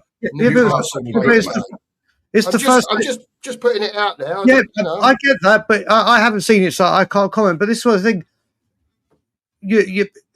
we've seen teams have very, very good starts to the season. Then by Christmas, they're in the relegations. For me, the first game of the season, it's about getting Sunderland. Was it not Sunderland? Who was it last season? Everyone's like, "Oh, they're amazing," and then they fell off a cliff towards the end. I can't remember who it was now, but like I said, it's the point. The first game of the season is normally a huge buzz. Like Dan alluded to, Newcastle, our first 2 games under Thomas Frank last season, 4 goals scored, none conceded. Yeah. Looked like we had some kind of clue of what we're doing. And then by Christmas, Jesus Christ. And then the second half of the season. So for the first game, Newcastle, like you said, played well, mate. Liverpool, you got to remember, also starting with a brand new manager. Yeah. It's them getting used to that. So it's 2 managers against each other. So that is a concern. Tomorrow, obviously, when we go to play Newcastle, Tonali's going to be up for it. Hopefully there's going to be a brand new front line, or at least 2 in the front line. Hopefully our World Cup winner is back. Don't know how long Van der Ven's out. Hopefully Fernandes is fit to start Fernandes Tonali. And then you're talking a very different goddamn team. Yeah, Mari, long time no see. It needs to be. Big up, Mari. Mari special guest is in the house. Big up to Mari. Hope you're Big up, Mari. First time. Second time on this channel, I believe. Yeah, second time. Big up, Mari. I hope you're well, mate. I just hope you're well, mate. Really, I was going to say something else then, but yeah, I hope you're well. Listen, Mari, give us your opinion of what you've seen, what you haven't seen, what you want to see, whatever you like, mate. You go for it. I slept on it and kind of still have the same thoughts of yesterday. In saying that with some of these players, of course, it's the first game. Ben Heck, Tonali really had to do a lot. So, in fairness, it's going to, like I said yesterday on Stealth Show, it's going to take the first 10, 15 games to kind of see where things are going in regards to this season. I am happy, ecstatic that we got Marmoush in. If we could bring in a center forward in, I'm even throwing, because for some reason, I don't think the Gakpo deal can be done. Is the Barcola deal is really dependent on that.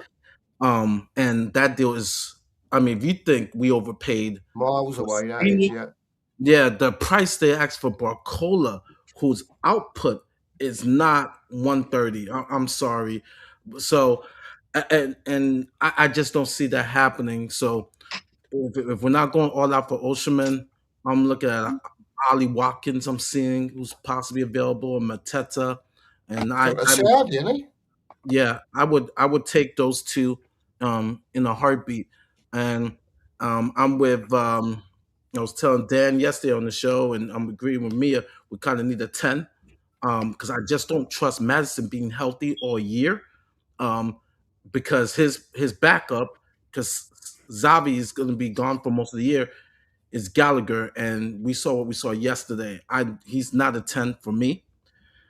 But the discouraging thing about yesterday, I'm going to say it again, and Sean was even talking about it. Big up to Sean.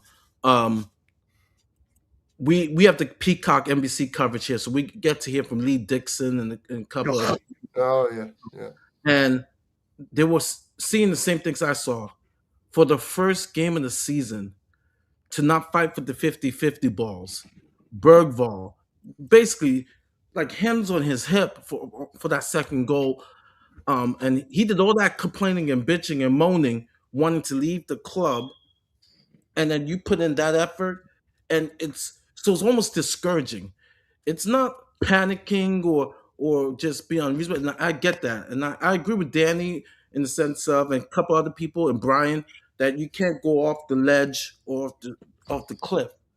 But it is discouraging. First game of the season. It's not coach, manager in trouble like Tudor and Frank. It's not, we're 16th or 15th. It's the first game of the season. And we were basically sleepwalking that first half and parts of the second half. Bergvall was at fault for the first goal as well, dude. So yeah, the commentators were even saying it.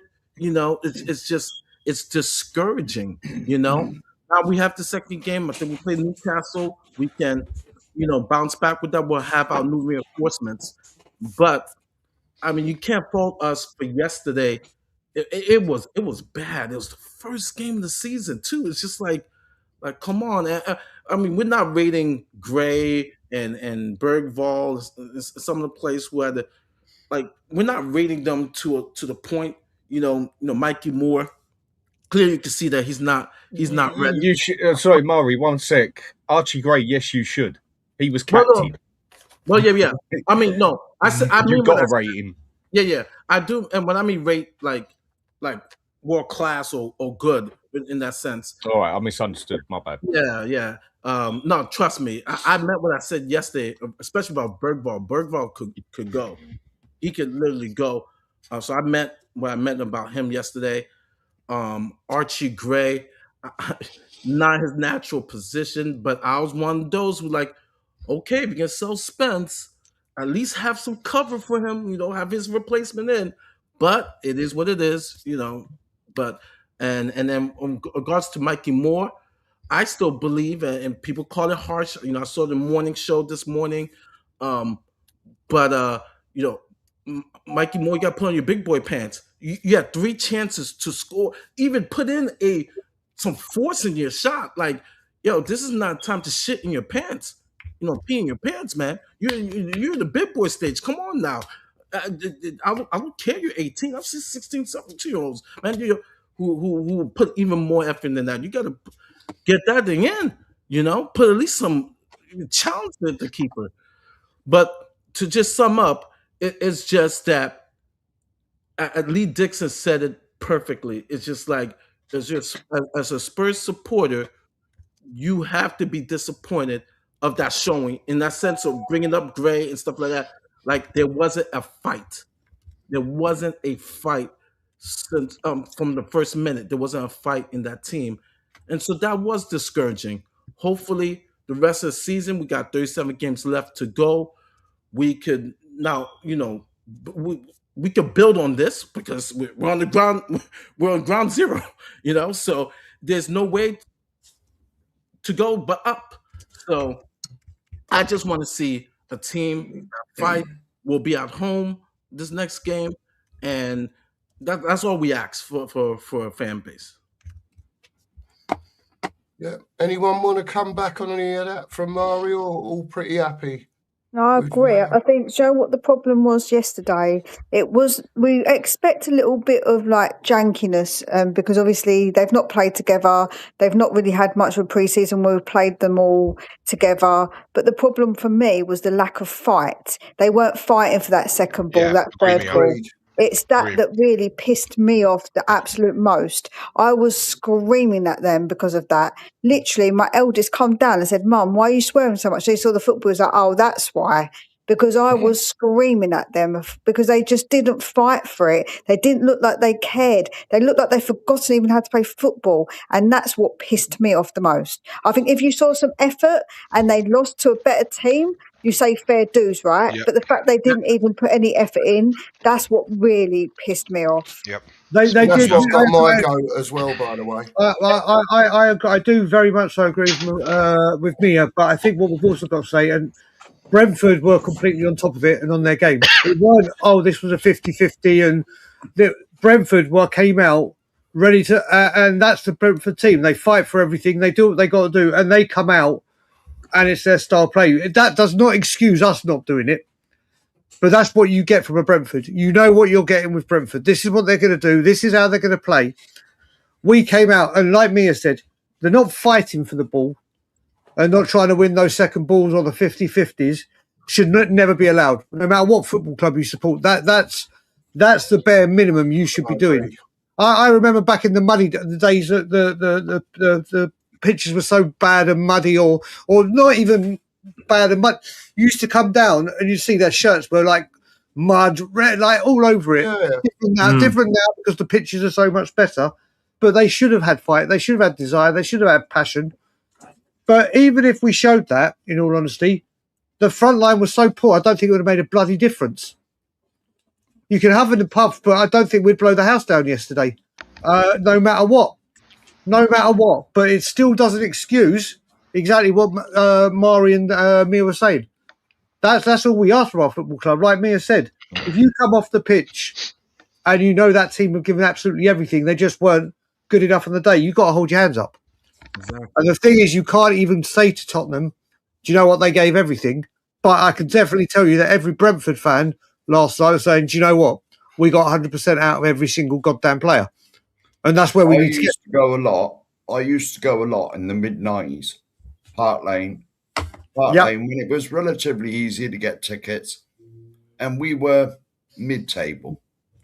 Yeah, I've seen some good players. I saw Klinsmann, I saw Ginola, but we were an average team. But I guarantee you, the one thing I used to see every game I went is blood, sweat, and tears from every single one of them. And that is the minimum we should be expecting from anybody that pulls on a Spurs shirt. 100% effort. If you're not good enough, you're not good enough. And we weren't good enough back then. But as long as you get 100% effort, you can't ask for no more. And yesterday, I'm sorry, but we didn't see it. I think that was the biggest problem. We were dreadful. From minute one, we were out battle. Those players, regardless of how bad the front line is, were the whole starting 11 were good enough to give Brentford a run for their money, right? Because they're professional footballers who are playing at a high level. Like, to have the most basic fundamental that any footballer, regardless of the team, should have is a fight. It's like what Pep said in his documentary, and what a lot of the top managers say. They want to see the passion. Where's the desire? Like, how can you play football if you don't have the passion for it? If you don't have the passion for it, and you're only there for a paycheck.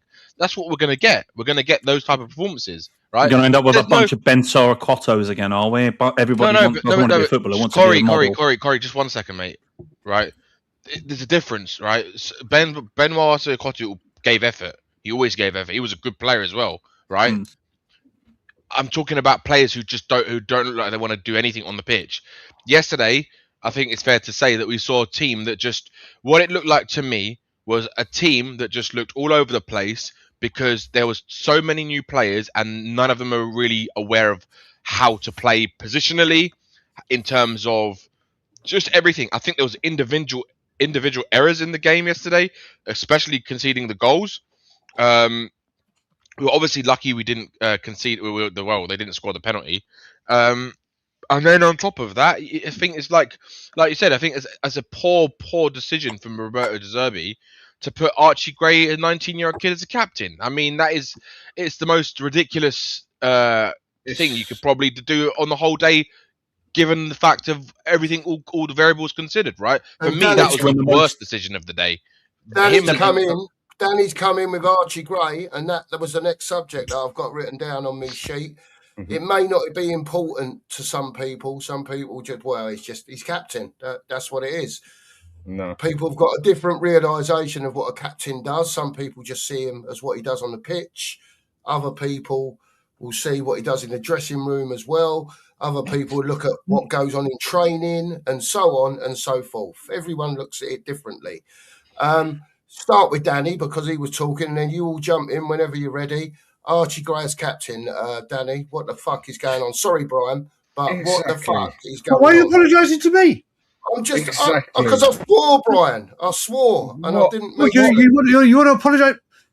Have I come on to show where I am the one that doesn't swear and marks his P's and Q's? No, am I the posh one now? You are my god, Brian. Don't be so, mate. Believe me. What we are brothers. You can swear at me. I do it often enough on people's shows. Anyway, thanks, Brian. Fucking shut up, Brian. Let me be between me and Brian. Fucking talk. The Archie Gray thing, he's not even fit enough. He's not even fit enough to be in that team. He shouldn't even be in the 25. He has shown it time and time again. Okay, he's young. I'm sorry. His standards are championship player at best. Will he improve? I need to see it to believe it. And he has done nothing to justify that he's even good enough for that team, except being a homegrown, and in a worst case scenario, you sling him in a place just to try and fill it. And then the manager puts him as fifth choice captain. Now, Ben Davies ain't good either. But you go and put that as fifth choice captain. That must have been disheartening for the team on its own. Especially when you've got players on there, whether people like Gallagher or not, and that was another one De Zerbi got wrong. I got wrong saying he could handle the 10. Should have done what Benji said, stuck him in the middle basically, and let Bergvall go up there and wreck it. At least you've had a bit more stability in the middle. Who's captain Chelsea? Yeah. You got Robertson, even Tonali, who's captain Scotland. Tonali, who's also been captain as well. And when you're someone like Robertson, who's won it all, and then what are you going to do when some little fresh bod like Archie Gray comes up, who isn't even capable of being at the club basically, comes up and tells you to get your act together? He's going to get told. I was laughing. He's going to get told to fuck off quite sharp and slap round the face most probably. What's he going to do in the dressing room? Start telling them about themselves? Seriously, what the manager has done there is absolutely stupid. I mean, when you got options of last bit, Dan. When you got sorry, mate. Sorry. I mean, Van der Ven wouldn't have even been captain for me after the stunt he pulled with Thomas Frank. The total disrespect he showed to him, like him or not, that's not captain material. For me, it should be Porro or Tonali. And then you go Robertson, then you go Van der Ven, then you go Gallagher. You've got 4 people that have been a captain in their life. Even Van der Ven has been a captain of his under-21s team and that. We go and stick Ben Davies on there, but at least he's an adult. Yep. And you go and stick a kid like Archie Gray as your captain. That's got to be... That would wind me up just being on the pitch no end. Now, if he was some sort of spectacular player or whatever, I could sort of take it on the chin a bit. But when you've been there, done it, got the storybook and everything else, you're meant to listen to Archie Gray on the other side of the pitch telling you what to do. I don't think so. I really don't think so. That has got to be one of the worst decisions. Tell me what to do in my life. You know? Exactly. That honestly, that has got to be one of the worst decisions I have ever seen off a manager. Yeah, that was terrible. Ever off a manager. This is for anyone. And he's got to take it on the head, that one. This is for anyone, right? Do you guys think Archie Gray genuinely looked nervous leading the team out yesterday? Because to me, he looked really nervous. He's nervous, he's shy, which I can't, in a captain. You've got to have a captain that's got a mouth on him, number one. Yep. Right? Just for whatever, whether it's for G'ing up, whether it's for giving instruction, for whatever it is, you've got to have someone who, I don't know, listen, the way I would look at it is, if you're a captain of a football team, you would like to think that the other 10 players that are on the pitch with you, have got a bit of respect for you. Yeah, that's the way I look at it. But anyway. I look at the captain as the extension of the manager on the pitch. You know, he's the one that's supposed to relay the message of the manager, not some spotty 19-year-old that's still in his training nappy. I'm sorry, mate. Get to the back of the queue, get back into the under-21s, and don't touch our first team. Now, start acting properly, Tottenham. Stop putting this kid in the team. It's awful. We do realise that both Ben Davies and James Maddison were in the dressing room as well. So they're in there doing that. Should Archie Gray have been made captain? Is it ridiculous that Spurs have 5 captains named and only the 5th one was available? It's madness, whichever way you want to look at it, should Archie Gray have been captain leading out the first game? No, in my opinion. Robertson should have been a choice on there. I can't believe Robertson wasn't in the 5. Yeah, I agree. My mind was blown. We brought him in for that experience reason. Yeah, exactly. And what he could offer off the pitch. And you know what? One second. But this is the thing. Archie Gray on the pitch looked like a fish out of water being captain. There is a massive responsibility leading this football club out. He also now becomes, I couldn't believe it, he's taken over Perryman's record. Don't get me started, bro. Oh, no, mate. Records are there to be broken, whether they're good records, bad records. Mate, that's the thing. And that's the other thing that gets it. It's like literally he's come out, and I said, I agree, he's the wrong one. But what was the record, Brian? Sorry? Steve Perryman. Youngest ever captain at Spurs. Wow, that's ridiculous. Well, it's not, it's ridiculous, mate. All records are there to be broken. Should it have been Archie Gray at this age? No, it shouldn't have. But I'm sure back in the day, when Steve Perryman was named the youngest captain, you go back and see the players in Steve Perryman. And I'm not saying Archie Gray is going to become fucking Steve Perryman.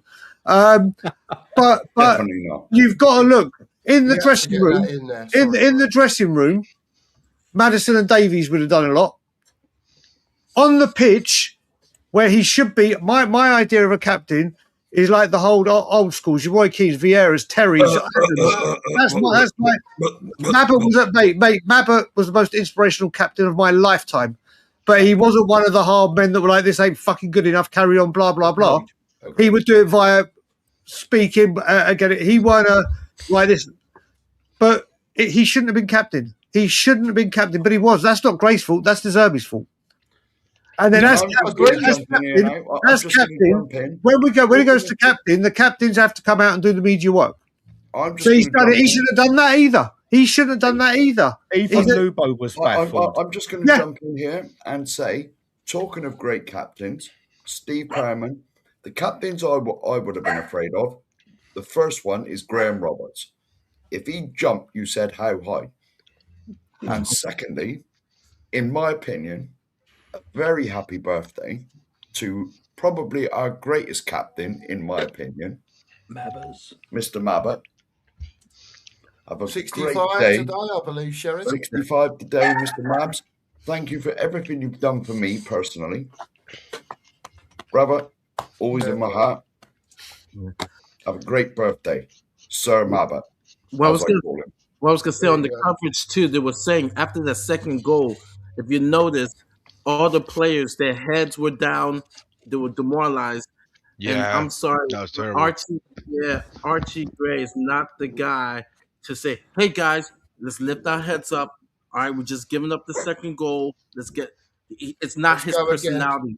Yes. Do you know what that is? That is as bad as going out with your little cousin who's 18, who just popped his cherry the week before, and then you go down to the club the next week and he starts lecturing you on how to pull a bird when you've already got a good hit list.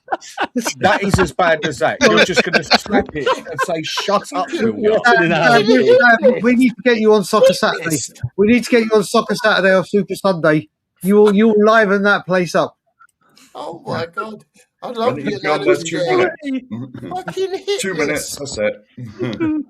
Oh, You imagine If saying Carlsbergs did analogies. Oh, man. Yeah. Listen, go on. Whoever wants to go, go on, say what you want to say. Go on, Corey. You know what, for me, it's all on De Zerbi, because the fact is that Archie said yes, but honestly, I'm a massive supporter of De Zerbi, but all of that is on him, putting that pressure on him, how nervous he looked, the fact that he shouldn't be the captain because he hasn't got the balls to do it, all of that is on De Zerbi's head. Like, the fact is that, yes, he did, obviously Archie agreed to it, but it is on De Zerbi. And yeah, I feel like he should be getting a massive, massive blame for that. And I don't like that he did that to him, because he shouldn't have done that. He shouldn't be doing that to these youngsters anyway. So yeah, no, it's on De Zerbi, man. He shouldn't be doing it. That boy is not ready.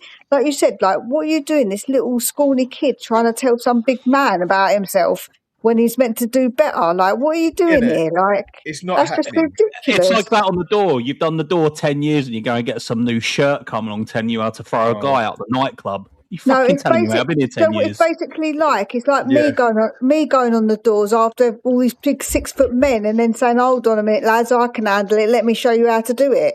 You know what I mean? Some bloke could go on then, love. The worst one Show us is, what you got. The worst one is when you've been doing it a while, you're at a massive event, you've got to search people, you've got literally 3 seconds to search them, basically, and the person standing next to you is the boss's son, whatever, who's like 18 and says you should search them like that. It's one of those incidents, basically. You're like, mate, will you shut up and get on with it? You cannot have, I agree with Mia 1,000,000%, a bloke who's got any sort of pride and any sort of charisma and passion. He's not going to take lectures off a bloody 20-year-old who isn't even a good footballer. Yeah. And like I keep saying, the only reason why Gray's in football is because of his name. No, it's not. Corey, you've got to stop saying that. It's Brian's pathetic. not having that, Corey. It's honestly, I hear you say that all the time, Corey. That is the most biggest load of bollocks of all time. It's not. No, it is, brother. No, it isn't. It's absolute bollocks. It's absolute fucking bollocks. Really is. Do you know how many people have lineage of footballers or lineage of athletes and they go on to do that because they've got those genes and because his family are synonymous with Leeds and other teams, and hopefully he'll go on to have that kind of impact in his career. But to say he's only a footballer, so you don't see it, Corey, that means that's it, it's done, his career's over. Listen, you may not like the player, you may not think he's going anywhere, but don't say the only reason he's here because of his family. So when he had tests for Leeds, the Leeds coaching staff, the Leeds Youth Academy, the Leeds everything, all of them were like, yeah, well, you know what, he's shit. But what we're going to do is we're going to pay him thousands of pounds a week and waste resources just as a thank you to in case every single footballer's son will be at every single fucking club and not doing anything. Come on, Corey. Come on, it's nonsense. That's utter nonsense. Not really, in my opinion. Okay. Either way, it's not even Gray's fault. This isn't something you put on Gray, is it? At the end of the day, No, this is it's the first Mark red flag. fault. Look, it's the first red flag for De Zerbi. And the thing is, what do the other players make of that? You know, because at the end of the day, that's De Zerbi's choice to put him as captain. If I was the other players around him, I'd be standing there thinking, what the fuck? Like, can you imagine what's going through Tonali's head? Like, imagine him, the big man that he is, but Tonali's standing there thinking, what the hell? I'm taking orders from this little twerp. Like, I don't think so. It's a bizarre decision. Decision. There's some breaking news. Breaking news, people. Mari? If you choose to believe it, kind of weary, but Papa Sarr has agreed to personal terms with Galatasaray. He is closer to a Tottenham Hotspur exit. This is just about 10 minutes ago. Spurs has rejected 2 bids, but are still interested in getting the deal done. So, Another guy that I think's in the wrong sport. If he does track and field, mate, that guy's going to win it all. Yeah, he wants to leave, and I'm more than happy to see him go. So opens up one of them precious foreign player spots as well. Yeah, but how are we? How are we with Because I saw a report that we have too many foreign players. Are we good with homegrown? Because we're barely scratching at the homegrown. We've got 7, haven't we? Is it 7 on the homegrown? Yeah, 7 now because we've got rid of Spence, right? So No, and there's and the non-homegrown allowance is 4. I think it's like dead on right where it is now. I don't know how it works with Savio and Marmouche coming in there if we've got enough out. Yeah, that's what I was wondering. Alistair Gold came out and said, "Yeah, this season that's not going to be a problem because of some sort of ruling where with under 21s, and again, this is his words, not mine. You can register under 21s without actually having to register under 21s. So it's not the same. That's been a rule that's been in place for a few seasons. Well, then we should know. Is you can register an under 21 to make him take that homegrown place if you want, but you don't even have to register an under 21 as part of your team, and you can bring him in at any time because he's under 21. It's sort of like, what would even be the point of doing that as such sort of thing? But you can just play him at any time. You ain't even got to register. But with the non-homegrown, if like obviously that counts if there's an under 21 non-homegrown. But the problem we've got is that we've got still too many non-homegrown players that are over 21. There's still quite a lot more over. We've still got. Don't forget, if we don't register, we've got Kulu, we've got Xavi, we've got Odobert. So we can't. Do you know what I mean? Like Adogi. Yeah. We've got a lot of players that definitely.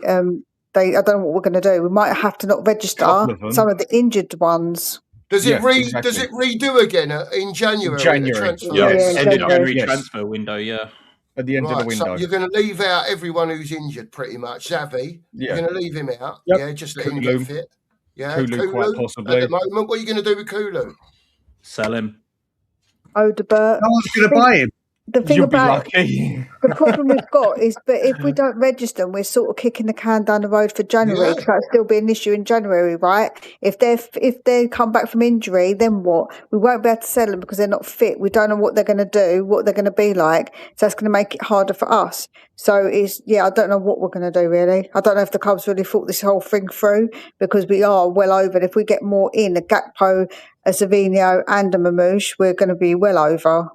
Yeah, that was my thinking too. I was like, man, we're bringing a lot. Well, there's going to be. You get rid of Richarlison, that removes one. You get rid of Sarr, that removes another one. Get rid of Bergvall. Get rid of Bergvall. Get rid of Doji.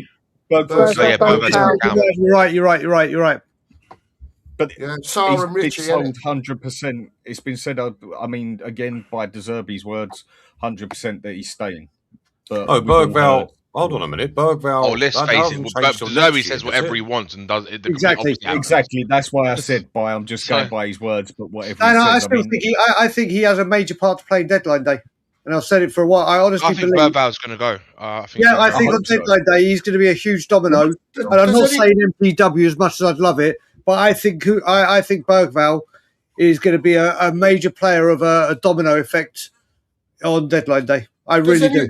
Does anyone think that when deadline day comes, that it could be that Bergvall goes and it could be a deal for Morgan Gibbs-White, or a player that we think sort of not so much out of our reach, but like a Morgan Gibbs-White, he's got Marinakis' hand round his neck. That'd be too late. That'd be too late for a Morgan Gibbs-White one. They ain't doing that. Could there be someone, Dan? Could there be, on Brian, could there be someone like a bit left field and you think, mate, I've been praying and I'm still hoping and praying, as Tom will know, many as other. I'm still hoping. I've been saying that I think Spurs are working on something very, very quietly and keeping it hush-hush. I'm staying with the dream that is that man because of my love for that man. I don't think it'll be too late. I think what it will do, it will put Forest in the bargaining seat to get more money.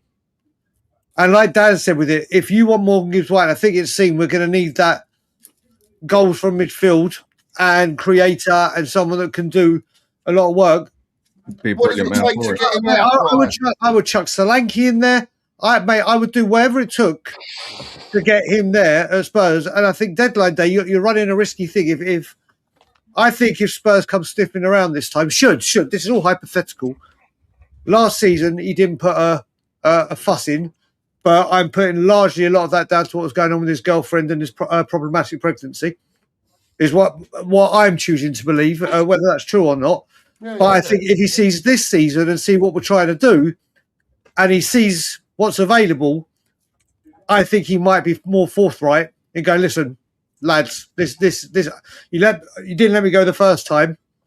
Well, this time I am going to try and force something. So I think am I driving this purely on my bias and love for this man? I absolutely bloody well am. And I'm going to have to leave it at that because my sister, my wife, my bloody hell, my wife is one member of my family, and the one that means the most to me has just opened the door, which means she just come back from seeing my mother-in-law in hospital. So I'm going to go spend some time with her. Good luck, mate. So I am back on Late Night Lillywhite tonight, though. Late Night Lillywhite makes a return to Tottenham on Tour at 2 a.m. Toronto time. 9 a.m. mine and Mari's time, and just because Daddy has to be different, 3 a.m. if anyone's watching in Holland. And I will speak to you all later. Have a wonderful rest of your Sunday. Thanks, Brian. Bye, here, darling. Bye. Bye, mate. Cheers, brother. There you go. Mr. Daigle is on his way. He's had a good Spend chat. time with the missus and then go to work. I just think Daigle's class. Absolutely, it's class. I've got a lot of time. I have a lot of time for Brian. Listen, I think a lot of people are class, by the way, just because I don't say their names on here, and I've just said it about Daigle. There's a lot of people that are class that come on this channel, trust me. What's rubbish? I would say probably the nicest person I've ever met in my life. Yeah, he's a lovely bloke, Brian. Mr. Daigle. Big up, everyone. I'll tell you what we'll do. If everyone's all right for 15, 20 minutes, if you need to go, by all means go. Just want to talk about, after yesterday, I think that Wednesday's game, and I spoke to Dan about this after the show this morning briefly, Wednesday's game against Charlton at Spurs. Obviously, if Marmoush, they've said it's done, so I'm assuming he'll be available for that, will he, Marmoush? Wednesday, or are you thinking he'll be available next weekend, everyone? Depends over. As long as that deal was done before Tuesday at 12 p.m, I believe, so they could be registered for the team. I think it'll be. I think they're going to do the. They were supposed to do an announcement for Savinho yesterday. Saturday. But clearly, well, it was either going to be that or they were going to do a double announcement. So I've got a funny feeling they'll do like a joint announcement with Marmoush and Savinho on Monday. There'll be a video of them both turning up at the training ground meeting. It'll be something like that. Does anyone know? It'll be Marmoush or something to say whichever one of them speaks English. This is in Manchester. I bought their friend as well, and you'll see him. Yeah. This is in Manchester. I forgot what I was going to say. Savio's already done. Everything's done with him. Everything's done. Everything. Good move, though, do you think, by Spurs, actually getting him on the loan, because it does free up a little bit of money, doesn't it? I know they've got to have to pay a loan payment, but like I said, the loan payment there could have been a structure, Corey. Do you know what I mean? There could have been a structure to It's a their way of payment. getting loan around the. payment is surely going to help some of the transfer. Well, it's their way around of paying back what course they it is. owe for the player in Germany. So Tottenham will pay, say, like half the money up front in a loan fee, and then obligation. It's not an option; it's going to be an obligation. Yeah. We pay the rest at the end of the season, or after, like Danny said, after a certain amount of games it triggers, then we pay them the rest, and they only have to pay a certain amount out of that money for the transfer fee, not the loan fee that they have to give to said parent club that owns that percentage of stake. Basically, it's just clever business move. Money Yeah. around, so that, you know, It's really good. Snaky. It's snaky, but it's good business. yeah. Well, Was it everybody, 67.5 million for both of them if you combine the deal? That's pretty good. Pretty good. If you put on the probably what we're also going to be paying to have him for the season as well, that's probably a 5 to 10 million price on there as well. Yeah. So Well, you that'll can up just go off that the a payment, little won't bit. it? Yeah, I reckon. No, that won't go off the payment. That'll be on top. That'll be the of loan payment fee for the year. That'd be the loan fee. That's what I was like. We had to do with Tell. We ended up paying over 50 mil for Tell if you include his 8 or 9 million loan payment, wasn't it? Yeah. Jesus. I reckon by the look of everything, this is why this deal might have been stretching on so long, of how they could get it to basically work for everybody. How so City could get their way around it and get out of paying the other team back a significant amount of money. Because how much did they actually buy Marmoush for? 70 mil, wasn't it? Yeah. 59, wasn't it? Because something No, like that 70. on deals like that is either 10, 20% of whatever you sell him for, or it's 10, 5, 20% of profit that you make from the player. Technically, by selling him, they've made no profit off him, so they don't have to pay nothing back. So it might be a profit deal. It could be a few things. And do you think it's just taken that long to go through with a pair of them so that it can just work out for everybody that we also get him on loan for the season? It works out for everybody, but if the we team take in him on question- loan for the season, we're still paying 65 million or 75 million for him, but we're not paying it up front. We're paying the 10 It's a million on the similar loan, deal, Dan, and then to the 50 Rayo million of that. And City will win. And City will win overall this deal because they don't have to pay Frankfurt, because anything extra, Frankfurt would have got the profit. Yeah, that's what I'm saying. Yeah. But they still wanted more money for him, but didn't want to pay out the money. So what they've done and what we've done is said, right, we'll have him on loan for the season. There's 10 million for the loan. Now his price is technically 75 million. So they've got their 75 million they want. They haven't had to pay that extra money out for him and that. It's a win-win-win, basically. The only thing that sucks is that when we play Man City, he can't play. You saw that, No, he right? can play. Oh, he I can. saw that on, He can play. It's the same kind of deal that Arsenal did with Raya when they bought him from, was it Brentford? Exactly the same type of deal. Okay. Of course he can play. And it'd be nice for Mamouche to be on the winning team against City as well. Well, there is that. There is that. I've We got always to seem to beat confess, I did see in a couple of places today things that were posted, and both of them did say that he wouldn't be able to play against Man Last City. word on Spurs. I saw on the last word on Spurs that he won't be able to play. But I'll go with you, Danny. If they're paying a loan fee, I don't know what it is. I think we're going to find out more about the deal. I haven't bothered asking about it, so I don't know. It's usually part of the deal that we loan you the player, he can't play us. That's usually part of the deal. No, but not if you're paying a fee for him, an upfront fee, and the deal is going to happen because they've structured the deal in a certain way that benefits Man City financially. So there's no way Spurs are going to say, "Oh, by the way," they're not going to turn around and say to Spurs, "He can't play in." It doesn't work like that. Yes, they are. Yes, it does work like that. They can turn round. Yeah, it does. They can turn round and say, as part, as part of the loan deal, maybe not, but it does work like that as well. If they are to say, right, we want 10 million straight up, you pay his wages and that, and then after 15 games, you're obliged to, for all the time he's on loan to you, he cannot play against us. That can happen as well. And if we turn around and say no to that and that's what they want, then the deal can fall through for us. It might not happen, Dan, but it does work like that at times where the loan player cannot play against the team because we haven't bought him yet. It is only a loan. Last point is sticking to it. They have not retracted. They said he will not be able to play against Manchester City. Yeah, that's probably part of the loan deal. That is probably part of the loan deal. And at the moment, it is only a loan deal. We might not even end up buying him.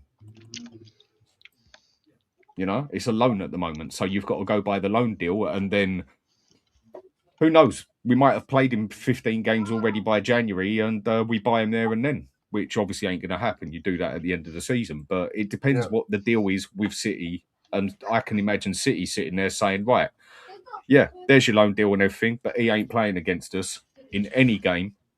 Why he's still our player? Because technically he's still a Man City player because he's only on loan to Spurs. Yeah, Dan, can I just jump in because Benji's got to run? Benji, just before you run, how do you see it going against Charlton on Wednesday? What are you expecting? Do you know what? It's actually part of a question I wanted to ask before I leave. So can I counter that with another question? Is that all right? Yeah, go for it, man. Go for it. We know what other managers have been like in the past. So this is my question to you lot. How serious do you think De Zerbi is going to take the Carabao Cup? He has to take it seriously, being one game a week. The cups are important in a way, but also the league.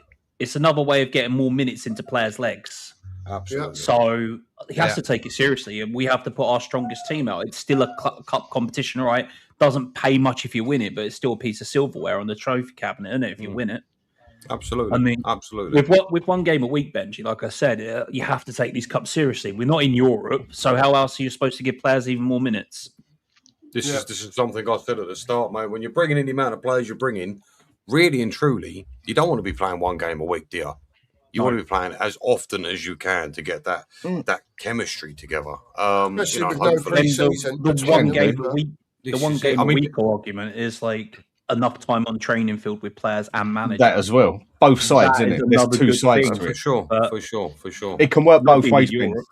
You could be right there. It depends. Because one thing people were complaining about with Frank is that he didn't get enough training time with the players, wasn't it?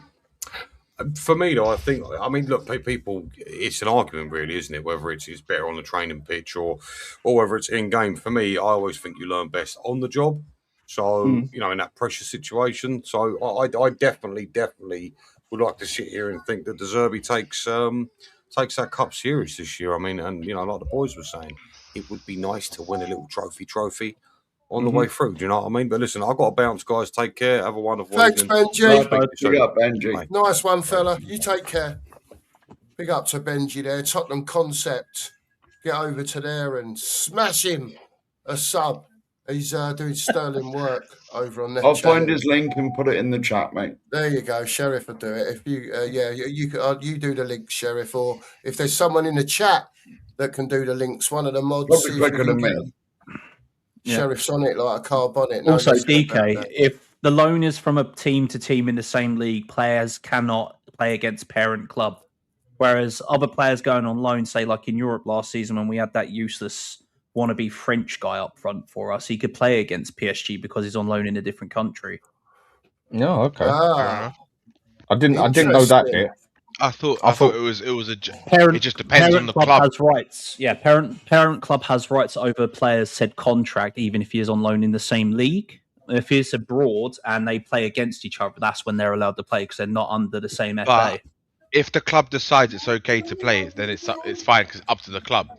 Yeah, it's up to the club, but all clubs are going to say, look, we don't want our player playing against us because he knows our weaknesses, he knows our strengths. So, you know, he's not going to have a player like that come on and belt into goals past. Exactly. Considering we usually give City at least one beat in a season anyway, they're not going to make it any easier for us, are they?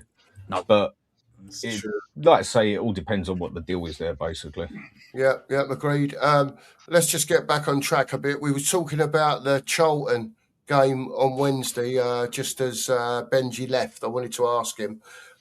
We just round off the show with, I don't know, what your thoughts are, especially after losing at the weekend, the manner in which we lost. What has De Zerbi got to do against Charlton? Is it a big game for him as far as not only the result is concerned, but like Danny and Dan mentioned, and Corey, all of you mentioned, about getting minutes into these players' legs now, especially for the Premier League. Because I'll tell you now, I saw Newcastle play today, right? And if that Newcastle turn up against Spurs, we're in for a tough day.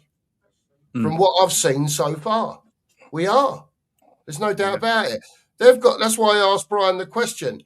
They've had a similar issue to us in the fact of they've had to lose players to buy players.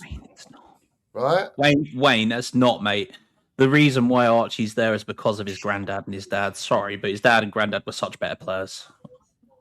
Right. Well, we'll come back to that in a minute. Cool. Well, it's not true though, is it? He's obviously a talented footballer. He's obviously made it. You don't do it just by name. That's again what Brian said. It's just silly. BS. That's just not true. No footballer goes through purely on name. They have to have something about them. There's no way. Beckham's son did. Ronaldinho's did.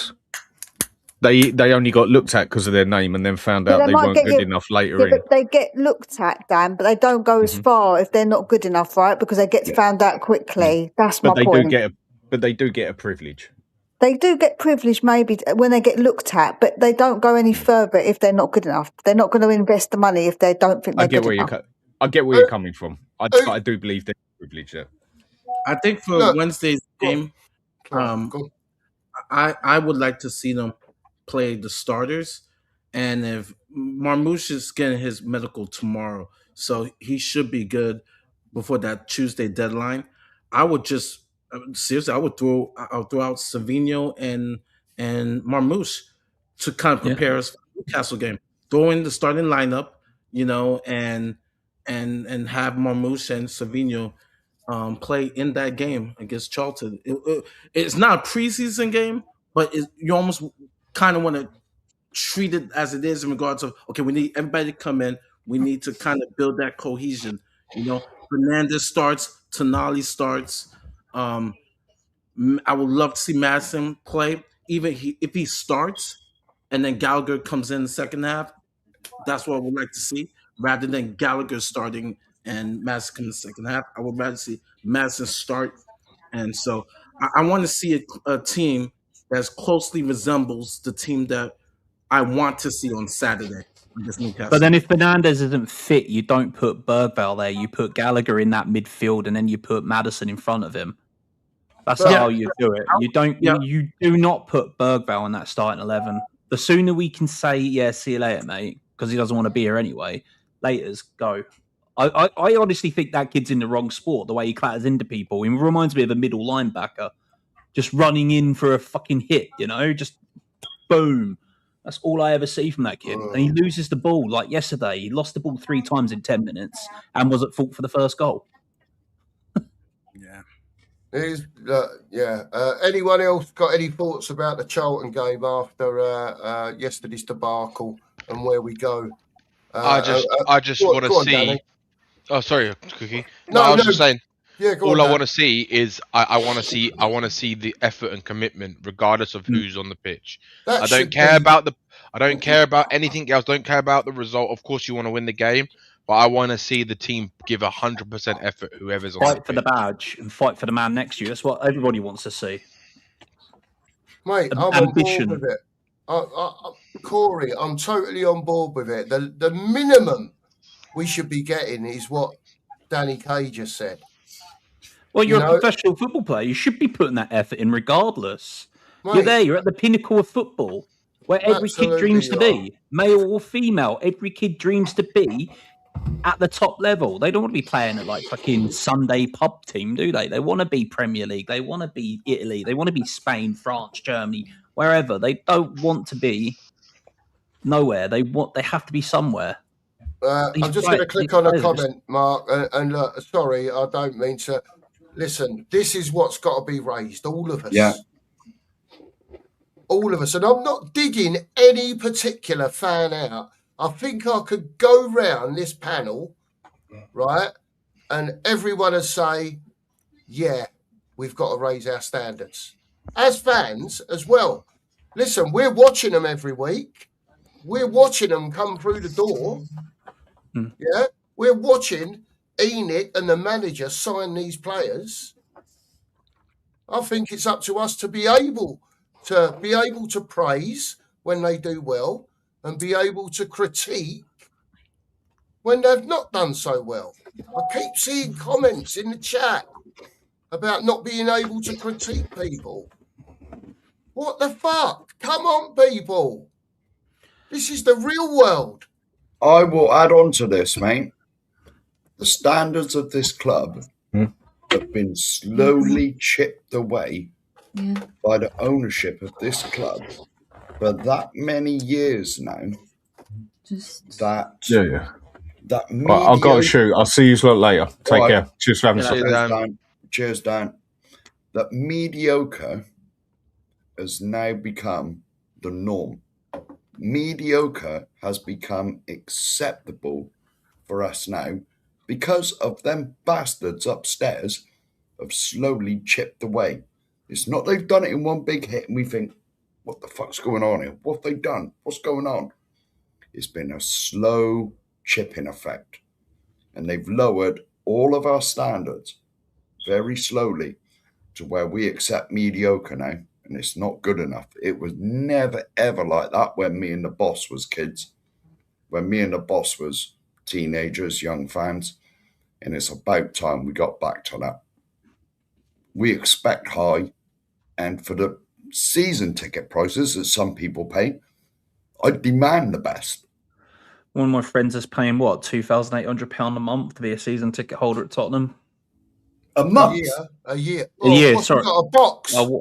Yeah, whatever it is. I was going to say, it's about $3,000 a year he's paying to the club to go and watch them. You know, that's $3,000 he's got to go and work for. Exactly. Paying that kind of a ticket price, whereas you could get away with watching Bournemouth, Brighton, you know, all the smaller teams have lesser ticket prices. I mean, I got a free ticket to go and watch Brighton today. That was an entertaining match. I mean, my mate goes, my son isn't going, do you want to come? Sure. I've got nothing to do today. My son's like, I'm going to go watch football. Well, yeah, that was entertaining. At least we're above Aston Villa in the league. Well, at least final thoughts from anyone who hasn't commented on the Charlton game. Does anyone else want to say anything about that, Charlton? I think I just want to see our best players in their positions being played and for maximum effort. You know, it's not going to be an easy game. Charlton have started off pretty well. So I think they've won 3 out of 3. So, yeah, we're going to have to, you know, I want to see us win that game because I do want to take Cup seriously and I want us to give us our best effort and play our best players. I don't want to see a Bergvall on the pitch. You know, I should have to see a Mikey Moore on the pitch. So I feel like, you know, we have to have some decent players on that pitch playing and they all have to give 100%. That's all I ask for. Yep. Fair play. Fair play.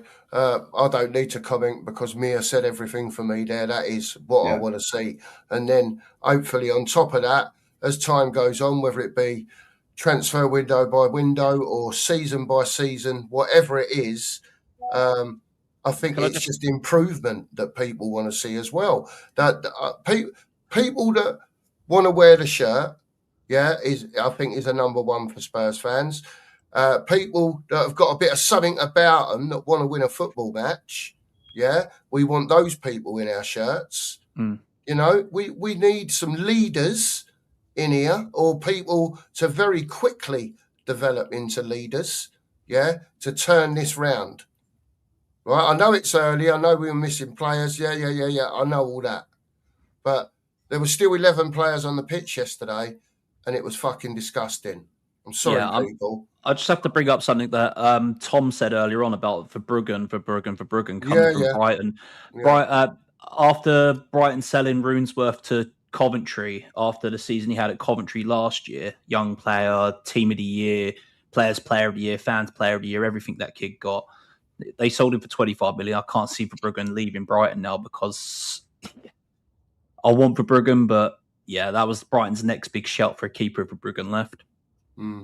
Fair play, Corey. Fair play, mate. Mari, anything else that you want to say about the Charlton game on Wednesday? Yeah, no, same thing. The effort, definitely, along with I would like to see something that resembles. I'm with Mia. I want to win. I want to win a trophy. This is our best chance: the FA Cup and the. Give me the FA Cup, Mari, and the Carabao Cup. because honestly, the league, I don't even want to say it. The scum, they look good. They look good, but yeah, I want us to win that game. I want to kind of see what would closely resemble the team that's going to come out on Saturday. But I definitely want to see effort on Wednesday. So yeah. Yeah, fair play, fair play. Listen, is there anyone else that wants to speak, by the way, about Charlton on Wednesday? No. Anyone else want to say anything? I just want the team to show up, effort, commitment, drive, and passion. I want to see a convincing win, like people were saying in the chat. If we isn't close to our first full team, at least play decent players over the tops of players that just aren't good enough. You've got other players in midfield to play than Bergvall. Just saying, Bentancur should have started, or at least Gallagher should have been there, and then Madders as the attacking threat. I just can't excuse yesterday's performance from the whole team, but 2 or 3 of them really stood out as being really bad yesterday to me. Yeah, fair play, mate. DK, anything else you want to say, mate? No, that's pretty much it, to be honest. All right, fella, no worries. I want to say thanks to everyone who's been on tonight. Dan E was on earlier as well. Get over to the Hotspur Hood. Get over to Tottenham's Lone Wolf. Get over, Mari. You've got a new channel, haven't you? Please shout it out, sir. Yeah, it's called The New Yorker, which is another way of saying New Yorker. It's a channel that I'm going to talk about Spurs, football, NBA. I love sports, and so there's going to be certain days that are dedicated to just Tottenham and football. And then there's a certain day that's dedicated to the NFL. And then there's another day that's dedicated to the NBA. And so I'm excited about this new channel. So it's good. And you'll still see me with the guys on Monday on Mari, send me the link so I can watch you, man, talk about NFL. I love the sport. Yeah, a couple of people, I know Wayne and a couple other people, tell me send the link. So I will put it in the group chat right here on the private chat. All right, mate. No worries. There you go, man. Good stuff. Big up, Mari. Thanks for coming on. I like a bit of baseball, Mari. I'm just saying. There you go. No, I baseball too. Mets fan, but we're shit. So have been for about 30 years. Yeah, I was in Manhattan and I got into watching obviously the Yankees. Don't worry, I'm a Steelers fan. We've been shit for 30 years as well. So Mari, you're basically saying any sports team you support, we should just do the opposite. No. Apart from Spurs. Except for Spurs and the Knicks. The Knicks, after, see, you know what? I tell this to all Spurs fans. Have hope, because I've been waiting 53 years for the Knicks to finally win the NBA championship, and we finally did it. The owner has conceded his power, almost like Levy leaving, and the Knicks, the last 4 years, kind of did of a somewhat Arsenal plan, finished second, and this year we finally got to celebrate as a whole city. Man, that was an epic final as well. That was. Yeah, I was up screaming early morning for that. I was in Manhattan 26 years ago for 10 days, and of course I jumped on the Yankees bandwagon because it was baseball season. I support the Yankees just because they win everything. I'm a glory hunter. I don't know why I support Spurs, but there you go. So I jumped on with the Yankees immediately. They win everything. Big up the Yankees. There's Mari's channel there. You can click on there. Get over to Mari. Give him a sub. All that business. Thanks, Scott, for doing that. And I think Mia, you put some in as well? I can't remember. So Scott's been putting them in anyway. I think someone else has as well. Big up to the mods for doing the links. Appreciate it. Listen, everyone, thanks ever so much for coming on at short notice, all of you. I really appreciate it. I know Mark does too. Sheriff, anything that you want to shout before we wrap up, before I wrap the show up?